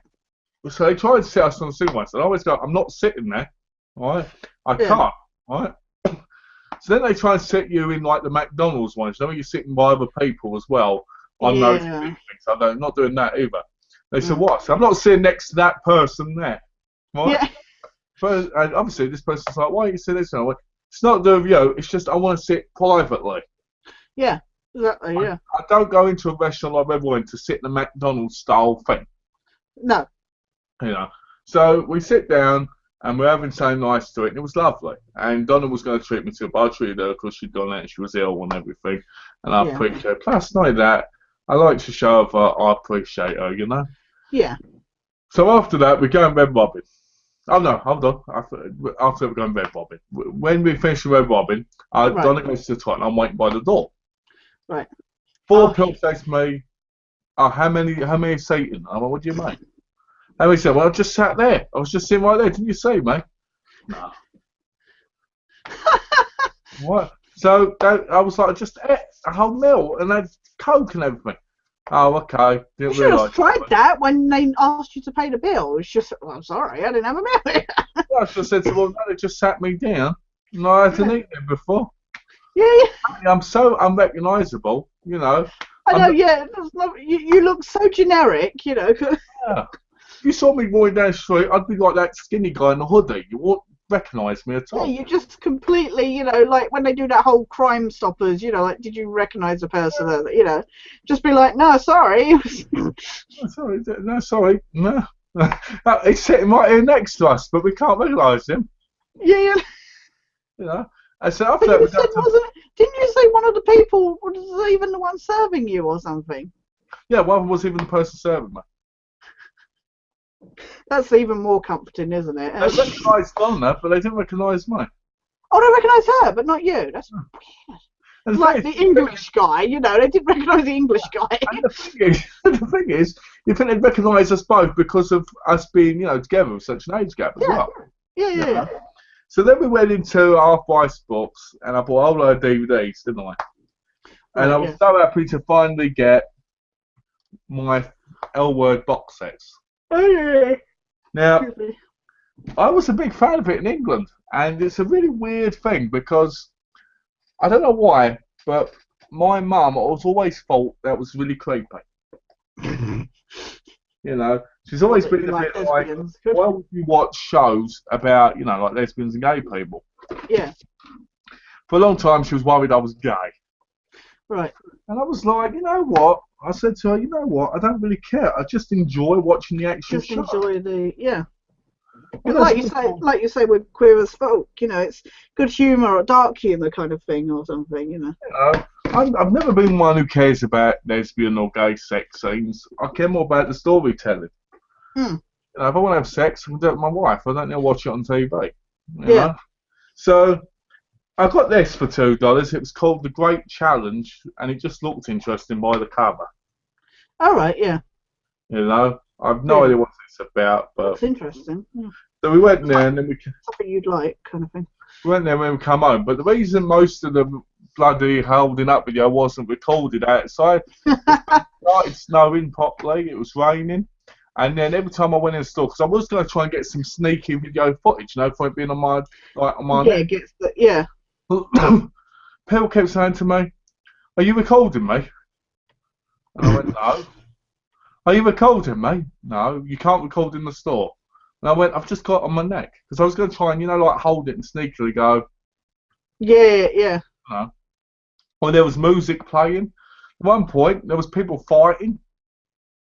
Oh dear. And I was like, I'm sorry. Come to our store. There will be fighting, and we will be rude to you. Yeah, exactly. Like, apparently, stores don't like you recording their figures. I've asked them. I said, "Can I record a bit of my video?" And no, why not?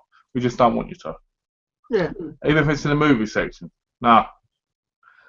Best Buy is very funny about it. You go in there, they follow you around the whole store if you've got a camera on you. Really. It was slow. Not even like you can't use like your phone or something.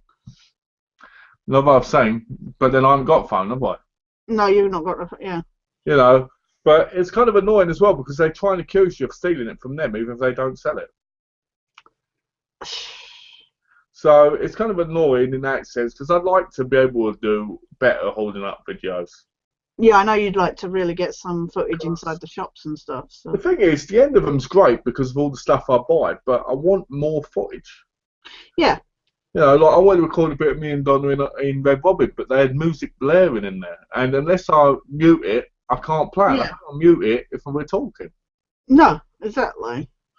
Plus, It's like, it'd be nice to see your process of picking stuff and that kind of thing or whatever. That's what I liked about going to buy and sell in that video because I could do that. My cousin said it was too long, but I thought it made sense. I was looking through the stuff. Yeah. Yeah, exactly. But next time I'm going to try and sneak it in the stores more. Maybe what I might do is I might just try and mute it after I've done it. Yeah. And just go like this and point. Do you doing some commentary over the top or something? Because I hate, Frankie's vlogs. Yeah. I hate her holding up video thing. Monday movie shopping. Not because of her, but because I hate the talking over the clip. Right. Yeah. I hate that. Like, for instance, she'll see her and she'll say something like this, like, a scan boys go, "Oh, Blade of Kings is $7 or £7, and this is £7. Oh yeah, and this, and it's going well." She goes, "Oh, they've got that again," and it's flashed because she's been going like that with the camera. Ah, right, yeah. Good YouTuber, but I just don't like that style. I like Brendan Mitchell's style, and I want to do them like Brendan Mitchell's, but I want to make them longer. Right, yeah. Proper holding up. Proper, yeah. When I go to England next, I'm going to take people and hold up with them. Yeah. Yeah, exactly. Just have a holding up party. I'm going to pop down your way and we're going to hold up. Yeah, exactly. I'm gonna say, "Look, guys, look, there I'm with Tash, yeah." And I meet my best friend Gareth, and me and him can hold up. Yeah. We'll have to go to Basingstoke because there's bugger all here in Andover to buy DVDs and that. So we'll have to meet up with Alex and that, Yeah. Make it a big, massive thing, Hold it up, yeah. We'll all have to meet up and go to Bristol, right? Yeah. Just buy nothing. Take pictures. Yeah. Right, and then leave. Yeah.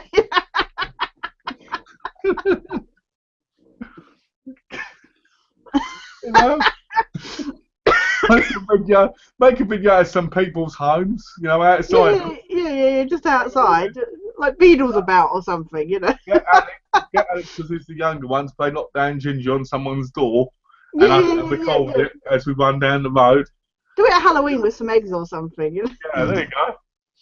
But no, you know, No, I'd like to do that in the future, you know. yeah, exactly. What annoys me the most is I could have done a Comic Con video on my phone when I was in Yeah, England because my dad gave me and I didn't even clock it. It's very easy, you know, as I found, like, when I tried doing a video log at Comic-Con, is when you're doing stuff and that, the last thing you're thinking about, you know, you can be carrying a camera around or anything, but it's the last thing you know, you don't always think about it at the time, and then afterwards you're like, I should have videoed this, that, and the other, you know, kind of thing. Especially for you, because unlike me, you're normally seeing nearly everybody there. Yeah, exactly. You're more in a rush than me. I can wander about a bit, and yeah, that's the thing. I'm rushing from photo shoot to photo shoot or autograph to autograph, so there's not always the time to. I was thinking in the future maybe I might make some daily vlogs where I'm talking about my day and doing stuff. Yeah. You know? Like, oh look, I'm editing my recent review here. Oh yeah, every day, do the same thing. I'm gonna call it Groundhog Day, vlog 1. Yeah, vlog 2. The same day over and over. Yeah. So, and this is the same thing over and over. Well, you see some people they seem to make the same video and over and get views. So. What's that? I said you see some people make the same video and over again, and they seem to get views. So. Well, you know what they say, if there's something strange in your neighbourhood. Yeah. It's probably somebody you know.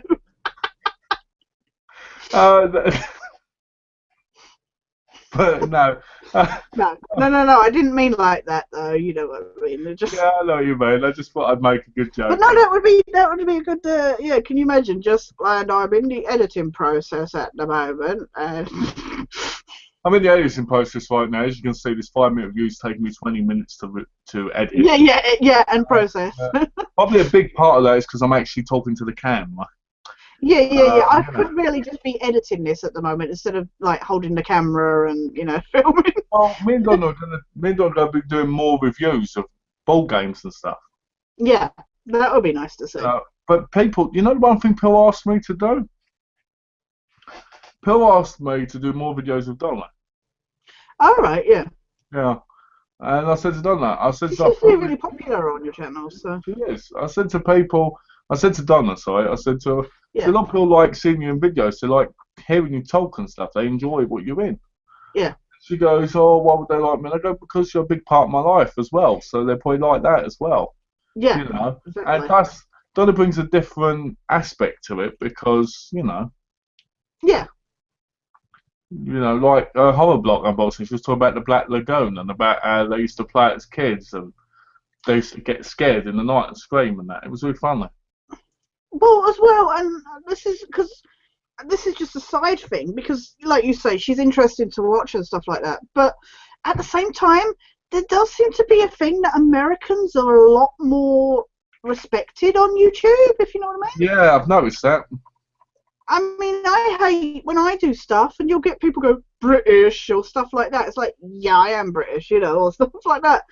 Whereas if an American person does something, they seem to get a lot more attention, kind of thing. So. Yeah, well, somebody said to me, earlier on when I first started, they sent me a message going, oh, you know, you need to learn to talk English properly. And I went, where are you from? And they went, I'm from America. And I went, well, you can go F yourself then, can't you? You know. Oh, honestly. I don't get it. It's the person who asked me to give them a download of my Men and Wife set. Jammy gets. Someone sent me a message saying, oh, so you got my Men and Wife set recently. Can you tell me where I can get a whole download of it? And I'm like, well, if I bought the set, why would I know where to download it? Yeah, exactly. I'm just sitting there like, we get this. My Men and Wife box set has got nearly triple the views that my Cagney and Lacey one got. Really? And I would not have thought that. No, I would have thought, I mean, it could be just that I really like Cagney and Lacey, but I am surprised by that, because...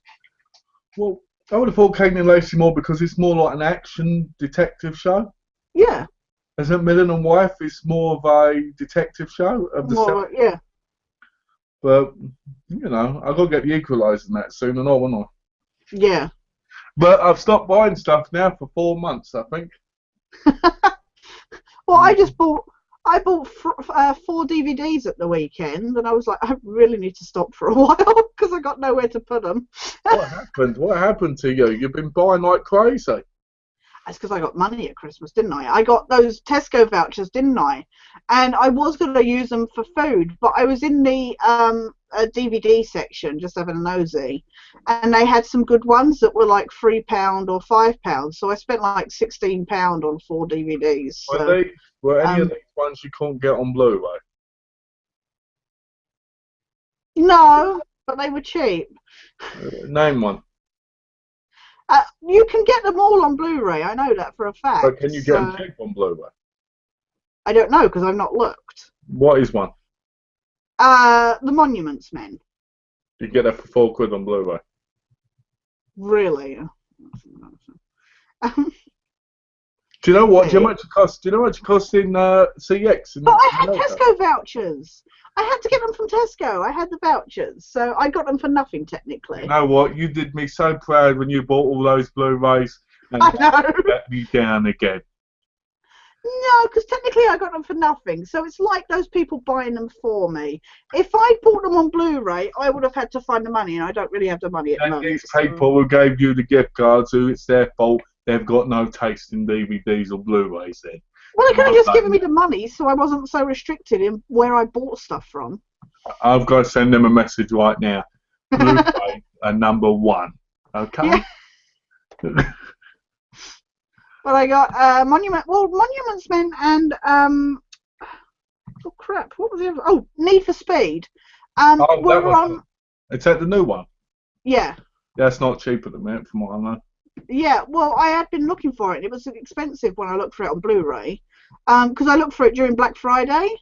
But that and Monuments Men were on my Christmas list that I gave to Jane, and she didn't get me either of them. So to see them for like £5 each, I was like, I'll have those.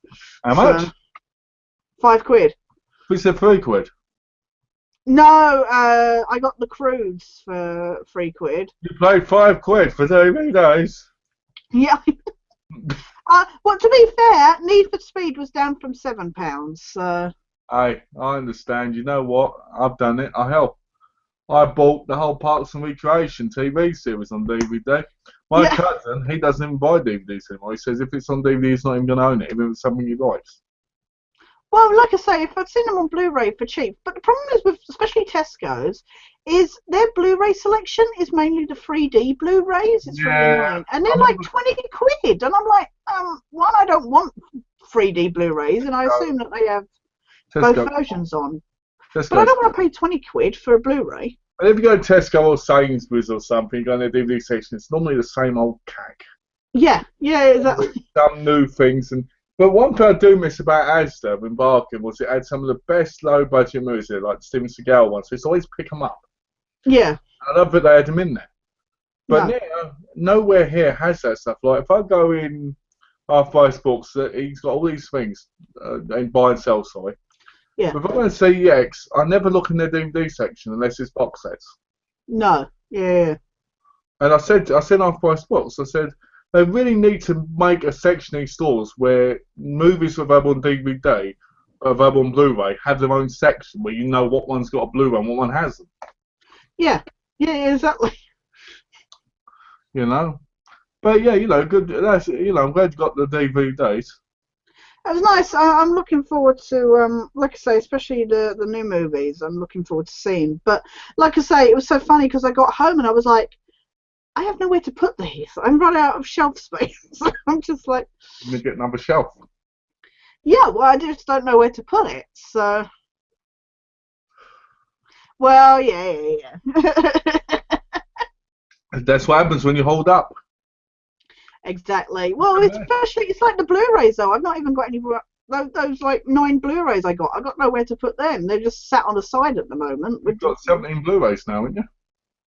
Yeah, something like that. I can't remember. Be proud of yourself. You're getting close to mine. What, the 6,000 or whatever it is? Yeah. I tell you, the truth is, if you buy too many movies, like I say to many people, I kind of get jealous of people who can fit more in their collection. Yeah. Because I have movies all over the place. I have them all down there. I have them all in the living room. I have them all in my bedroom. I have them all everywhere because there isn't enough room. I've got them in my cupboards upstairs. Yeah, it's like you were saying about people wanting to see your collection, and you're just like, this would take too long. You know what? I would love to show people a whole collection video. Yeah. I would, but thinking about it, it's like, how the hell can I do that? Yeah. I mean, John Flickster did one where he was sitting on the phone and going, this, this, this. Yeah. But his collection's nowhere as big as mine. No. Well, I don't think many people are like it. Obviously, mine's not as big as yours, but I have a similar problem in that, you know, I've got 1,200 or whatever, and it's just that kind of thing where it's like, well, because somebody was asking me, and I'm just like, I had the same problem with, not the same problem, but I said this when I did my TV box sets overview. I mean, that went on for like 2 parts, and that was like over an hour long, and that's nowhere near as big. And I was like, if I have to go through 1,200 DVDs, it's going to take forever. And like you say, you're not going to be able to talk about each. And that was why I ended up doing the movie and night reviews, because I was just like, I'm not going to be able to talk about each properly. It will just be like a pan across each shelf kind of thing. My biggest problem is, if you want to see my DVD and Blu-ray collection on video, alright? Well, my wrestling collection alone is about 3,000-4,000 DVDs. Yeah, exactly. So we're looking at a massive 10-hour video just for them. Just for them, yeah, exactly. And if I want to talk about them, it's even longer. You've got to double that. Now, how the hell can I do a 20-hour video in a day? Yeah, exactly. Alright? And then I've got to leave stuff all over the floor, and then I've got to redo it. And then how long is the minimum, the maximum on bloody YouTube? Yeah, are people going to want to watch like a 100-hour video? Yeah. You know, I'm jealous of people who have small collections because they can show them off constantly. Me, I can't. You know, I tried at one point showing them off individually, but I had a bad camera then. Yeah, yeah. Do I want to go to the back of my cupboard and get everything out? And digging everything out, and yeah. You know, I want to do those things, but the problem is when you have so many. It's not practical. If you wanted to talk about all yours, your video would probably be a 10-hour video itself with what you've got. Yeah. Because you want to get into detail. You want to go, well, I really like this film because I love how Bruce Willis does this or whatever. Yeah. You know, so it kind of annoys me a bit. It's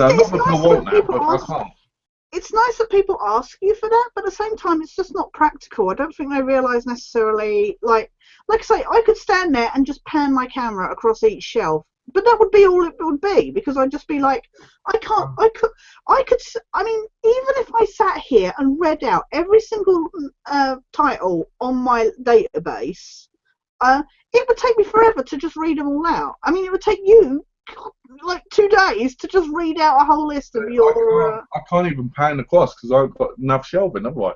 No, exactly. That's what I'm saying. You wouldn't even be. But if you just read out the title of each one you've got, or did some like showing a list on your screen, it would be. And like you say, you're not getting to talk about them again. Well, again, a lot of them are not even on databases either. No. I mean, a lot of the wrestling, like Chicago and that, and Ring of Honor, you can't get them on databases. So it's like, you know what I mean? So I couldn't even read a list. And can you imagine being like 10% through that list? Yeah. I mean, that's what was happening with horrors. When I did my horror one ages ago, it was 2 hours and 40 minutes because I did like someone talking and I was going like this. Let's show you. Graduation day, prom night. Yeah. Exactly. And then people don't enjoy that because you're rushing through it. Yeah. Last Avenger has put, what you need to do to show off your collection, Malcolm, is get a few big bookcases similar to Wet Movies 1, plus it will look tidy. Apparently they're rearranging your house. There you go. Well, the thing is, you know what? I've got 4 bookcases upstairs that are packed. Yeah. And the thing is, I'd love to do that, but I haven't got a room for it at the minute. Mm. You know, That would because still take up a lot of bookcases, though. it would. It'd be a lot more than Brenda Mitchell's. Yeah. I'll do that. Well, like I say, I have shelving ceiling to floor, and it's still not enough. Oh, thanks for the suggestion, Last Avenger. Yeah, thanks for the yeah. I will take it into consideration when I get the right amount of space for it. Mm. What, like a mansion? Yeah, I'll get that. But thanks for the suggestion, because I would like to be able to do that.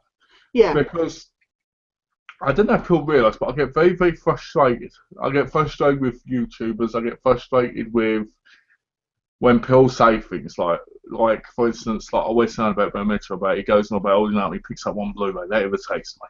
Right? Yeah. It irritates me when people going about they've got a massive collection, and then you look at it and you're like, your collection's shit. Right? Yeah. You know what I mean? Now, I get DVDs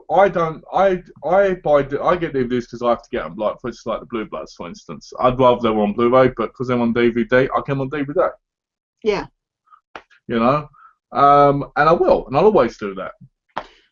But what annoys me is when people can easily get a Blu-ray, and they go on about Blu-rays are so expensive, and they're not. Yeah. Right? And I get really fed up when you get these people that try and say things to you, and you're like, but you know that is a lie.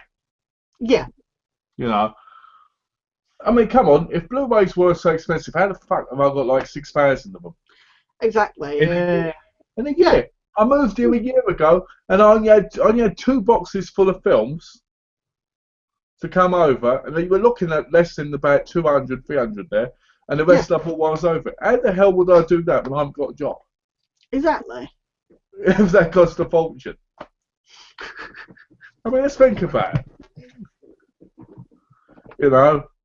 But, I mean, seriously, it doesn't make sense to me when people say things like that. No, exactly. Well, the problem is, as we said before, people don't look around. No, they don't. I mean, like I was in the situation with those movies where I got them from Tesco's because I had the vouchers. I was only but if I'd been, no, I'm saying as an example. But if I'd been after those movies, I would have looked around. Whereas people don't, you know, kind of thing. Yeah, well, you're like me. When I used to get HMV vouchers from my mum's friend Marion. Yeah. I used to love getting them, but at the same time I hate for their vouchers. I'm always like, give me the money. Yeah. If you're going to give me something like a voucher, give me money, because that way I can use it the way I want to use it. Anyway, yeah, exactly. Because I'd go in somewhere like HMV and I'd end up picking up 2 steel books, which, yeah, I wanted, but at the same time I didn't want them. I bought them because they were cheap. Yeah. You know, like Machete and Salt. I bought them, mate, at the time. Yeah. Well, my mate Donna, she was after the original Planet of the Apes movies and the TV series kind of thing. And apparently they were doing them in Tesco's, but it was quite expensive. And I said, look on Amazon, it will more than likely be cheaper. And I think she managed to get them for like £18 or something on Blu-ray or something. It was something ridiculous. And it had been like 40 quid in Tesco's. I said, see, I told you it'd be cheaper. You know, whatever it was, I can't remember. But I know it was a lot cheaper than what she'd been looking at. So. Well, you know, I mean, there you go. Here's a question for you, right? What I think about. I was on Blu-ray.com. Oh yeah. And somebody else questioned, do you ever get sick and tired and fed up with your movies? Right? Yeah. They're your hobby, you love them, but do you ever get fed up of them? Right? Like, do they ever annoy you? Like, do you ever get fed up watching them? Do you ever get fed up of having them in your life? Do you ever get fed up of any of it, you know? Right, yeah. So what would your answer be to that? No. I don't, unless they're really bad movies, then, you know, I don't think, you know, I said this like at Christmas when, you know, I have movies that I could easily quote. I have seen them so many times. I will sit there and I will say I could easily say the lines along with them. I don't think. I mean, it is true. Some movies you have to be in the right mood for them. But I don't think I've been a bit disheartened with the whole reviewing stuff lately, but not watching the movie, sorry. It's just sometimes if you're tired, you may like start to watch it, and then you'll be like, yeah, I'm gonna watch this another time. And then sometimes it can be difficult to get back into it. Yeah. But I don't think I've ever been like bored of loving, like fed up of loving movies, kind of thing. I don't know. What was your answer? I don't know. I don't know, to be honest. You know what? I don't get fed up with movies at all. There's times No. when I don't want to watch them, and it ain't because I'm fed up with it, it's because I'm not in the mood. Yeah, exactly. And I mean, anyone who knows me knows movies are my passion. Mm. When I was reading the forum, I didn't comment on it. But I was No. reading it, and people were going, "Yeah, I get fed up because I've got 2 movies, so I need to watch which I haven't seen." And I'm like, "I've got 2,000 to watch." Yeah, exactly. I mean, I'm sure I'm you've got. still in cellophane. It's not that I don't want to watch them. It's just like you say. Oh, Sorry. I'm sure you've got quite a lot you haven't seen either, you know. Yeah. But Yeah, exactly. I don't get fed up of them. I get fed up of not having enough time to watch what I want to watch. Yeah. You Yeah. know? And I sit and I'm like, I need to focus on one pile like you did, like you focus on the shelf. Yeah. But I can never do it. I'm always like, yeah, I'm not onto that today. I want to get this one instead. Like, I was going to do a lot of Christmas movie reviews, but I'm going to, Christmas. Yeah. But Yeah. and I couldn't do it. So I'm slowly going to start adding them on through the next few months. Right. Yeah. Yeah. Because, I just want to get them out of the way. I mean, Yeah. I've sat down there every week and I change it up every day. Yeah. So, I don't know. I like it. I love movies. Movies are my passion, but I do get fed up with not having enough time. And then at times I feel like it's just media and I need to focus on other things as well. My problem, it's wording in a way. I mean, it's like, say, like, depending on, say, like, generally 90-minute movie. Yeah. Sometimes you're like, I don't know if I feel in the mood for focusing on something for 90 minutes. Yeah. And then it's a lot easier to go, oh, I'm going to watch 2 45-minute long TV shows than it is to necessarily focus on a movie for it. And it's not that I don't want to watch that movie. It's like you said, if you're feeling like, I love movies. Like you, they're my passion. And it's not that I get fed up with them or anything, but sometimes you have to be feeling in the right mindset or something, And like you say, sometimes it's so easy to go, oh, I'm going to watch this movie, and like back to back. I've had it where I've just been like, I've watched this, I'm going to watch this now, or something like that. And then you're like, oh, there's not enough time in the day, or say like you've got Donna and you've got other stuff to do, kind of thing. Well, it's like the other day I put on Native Festa 2 because I watched Native Festa 1. Yeah. And the film bored me shitless. Right? I was sitting there after 17 minutes, bored senseless. I was like, come on, bring Buddy Love into it, come on. Finally did, and I'm still sitting there going, she's got the same old tired jokes. Yeah. And it just hasn't got that same feeling. You've got Janet Jackson in there who's no Jada Pinkett. No. I don't care who she's related to, she's still no Jada Pinkett. She's still, no. And I'm just sitting there going... So I ended up turning it off in the last 2 minutes, going, I'll watch that another day when I'm in the mood for it. Yeah. But it just annoyed me because I was like, I watched the first one, I was hyped to watch that one. You were so hyped to watch it, yeah. But it just annoyed me that I didn't have that, It focuses so much on the rest of the family. It does, and I think that's what ruins it. Yeah.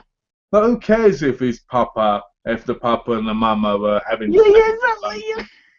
And who cares about grandma? Oh, it's the whole stuff of the grandma and the boyfriend. I was like, oh.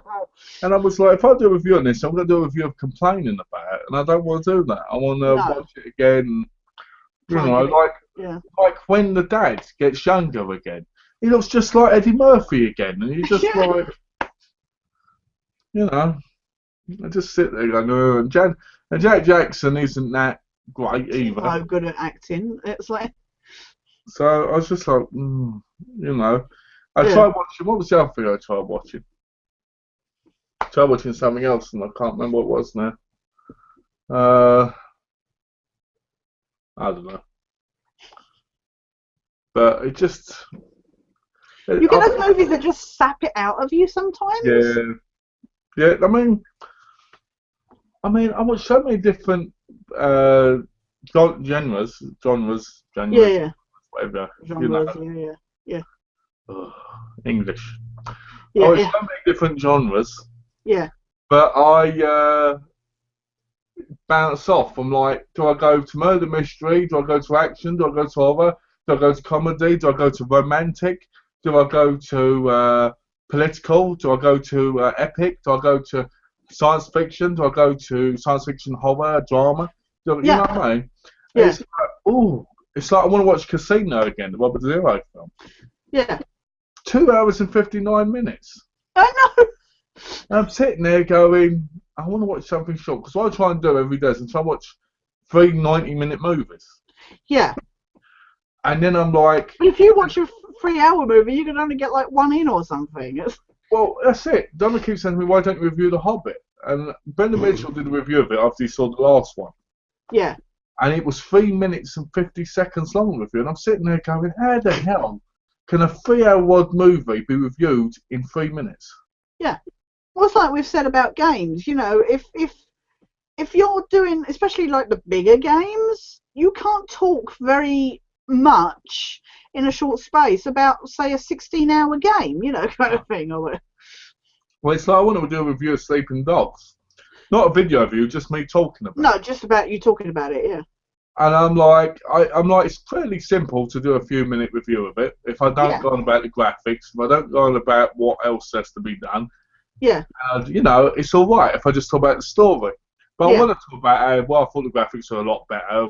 And I like to talk about the DLC and stuff. And Yeah. it kind of puts me off a bit because I'm just like, but then my video's going to be long and it's not going to be like Angry Joe where you've got all these video quietness comedy in it, Yeah. Yeah. It's kind of hard, but It's trying to find that balance. It's like you said. I don't like you say, especially a 3 hour movie. That's a lot that you've just not got, and especially because say like you've been trying to do your review shorter and stuff like that to get more attention. I don't know how you got to focus on something for 3 hours, and then you got to try and come up with a very short like breakdown of it, kind of the thing. one thing I find about viewing is I always find I miss out stuff. Yeah. Oh, And I it, get it. I get so frustrated because I'll finish the review and I'll be like, shit, I didn't mention so and so. and I always go, "Ugh," Yeah. because I'm like, I forgot this, I didn't say this, why didn't I mention this? But at the same time, I feel like people just want, like, there's a guy on YouTube who does 1 minute reviews. Yeah. And I'm sitting there and I'm going, how can you review in a minute? And I'm just like, Yeah. Oh, the amount of times that uh I've like I'll be watching the movie and I'll be making jokes because that's the kind of thing that I do. This is why when like with Let's Plays and that, it's like, if you're doing this at home normally anyway, why not put it up on the internet kind of thing? But I'll sit there and I'll be making fun of something and I'll be, oh, I gotta mention that when I do the review, and then review time comes around and I'm like, it completely goes out of your head kind of thing. So well, what I do is I write down a list and then I don't look at the list when I'm doing the review because I forget all about it being there. yeah, Or people get annoyed because you're looking at the list. right, yeah, What annoys me is you get people out there who do reviews and it's so obvious that they're looking at stuff and all just looking this, at yeah. and people don't care. But when it's you, they always get aggravated by it. Oh yeah, it's like you try not to do it, but I know you're checking stuff, especially when you're listing off like a lot of the people in it and stuff like I that. always look on IMDb and I always keep the IMDb page up so I can remember all the characters' names. Yeah, So I try to have a sneaky look to make sure I'm getting the character right. yeah, Because sometimes I might say it's Roger and it might be someone like Renard or something, and I'm like, and I have a problem where I say like an actor's name instead of the character's name sometimes, so I have to edit it out. ah, right, yeah, Like, let's say Jean-Claude Van Damme Stillman, I'll say, well, Jean-Claude Van Damme gets killed. I'm like, oop, I mean Stillman gets killed. So, yeah, I have to be careful with that. yeah. So, and you know what? I've got a big problem right now. Oh what? There's 2 episodes of EastEnders left. Well, That's before what, you've finished your set. yeah, before I finished all the discs I bought. And do you know when I bought them? Not that long ago. It was like, 31st of October really? was when Oh, they turned Halloween. up. That was when Yeah, they turned up. So technically, I watched them. I watched the whole year of 2 EastEnders. months. Yeah, Yeah, in a couple of months. yeah. That wasn't too bad, was it? That's considering everything else that you've been doing as well. That's quite impressive. It is. And I bought the next year. Oh, you managed to. Oh, you found the next year as I'm well. just waiting. I'm just waiting for it to come. So I'm probably gonna lose my first two, and then I'll probably. Oh, so that's how that happens. Okay. So is there anything you'd like to say before we end up going? Because it's nearly time. No, I think that's yeah. You know what? I just saw that. I was like, bloody hell, is that time already? It Gone goes quick. too quickly. But yeah, no. I hope everybody had a good New Year's. And hope too many resolutions haven't been broken. Have been broken already. um, uh, I said I'm sure a lot of them have what was been that? broken already. Yeah, probably like literally within seconds of being made, they were probably broken. But no, thanks everybody for watching. And I'm looking forward to next week. Yeah. But yeah, Well, we'll be number 9. number 9. Oh, we'll nearly have our 10th one. Yeah. Yeah. Well, I'd like to thank everybody for watching, and I'd like to say thanks for all the questions. We had so many questions. It was overwhelming. Just I'm very grateful for it all, and yeah, anyone who's watching, thanks for watching. We appreciate the support, yeah, and I think that's about it, really. And we'll yeah. see you on. Let's have a look. We'll see you on the 12th. Yeah. So we'll be back on the 12th, and we'll see you all then. Take care. Take care, guys, and have a lovely day and a lovely week. Bye-bye.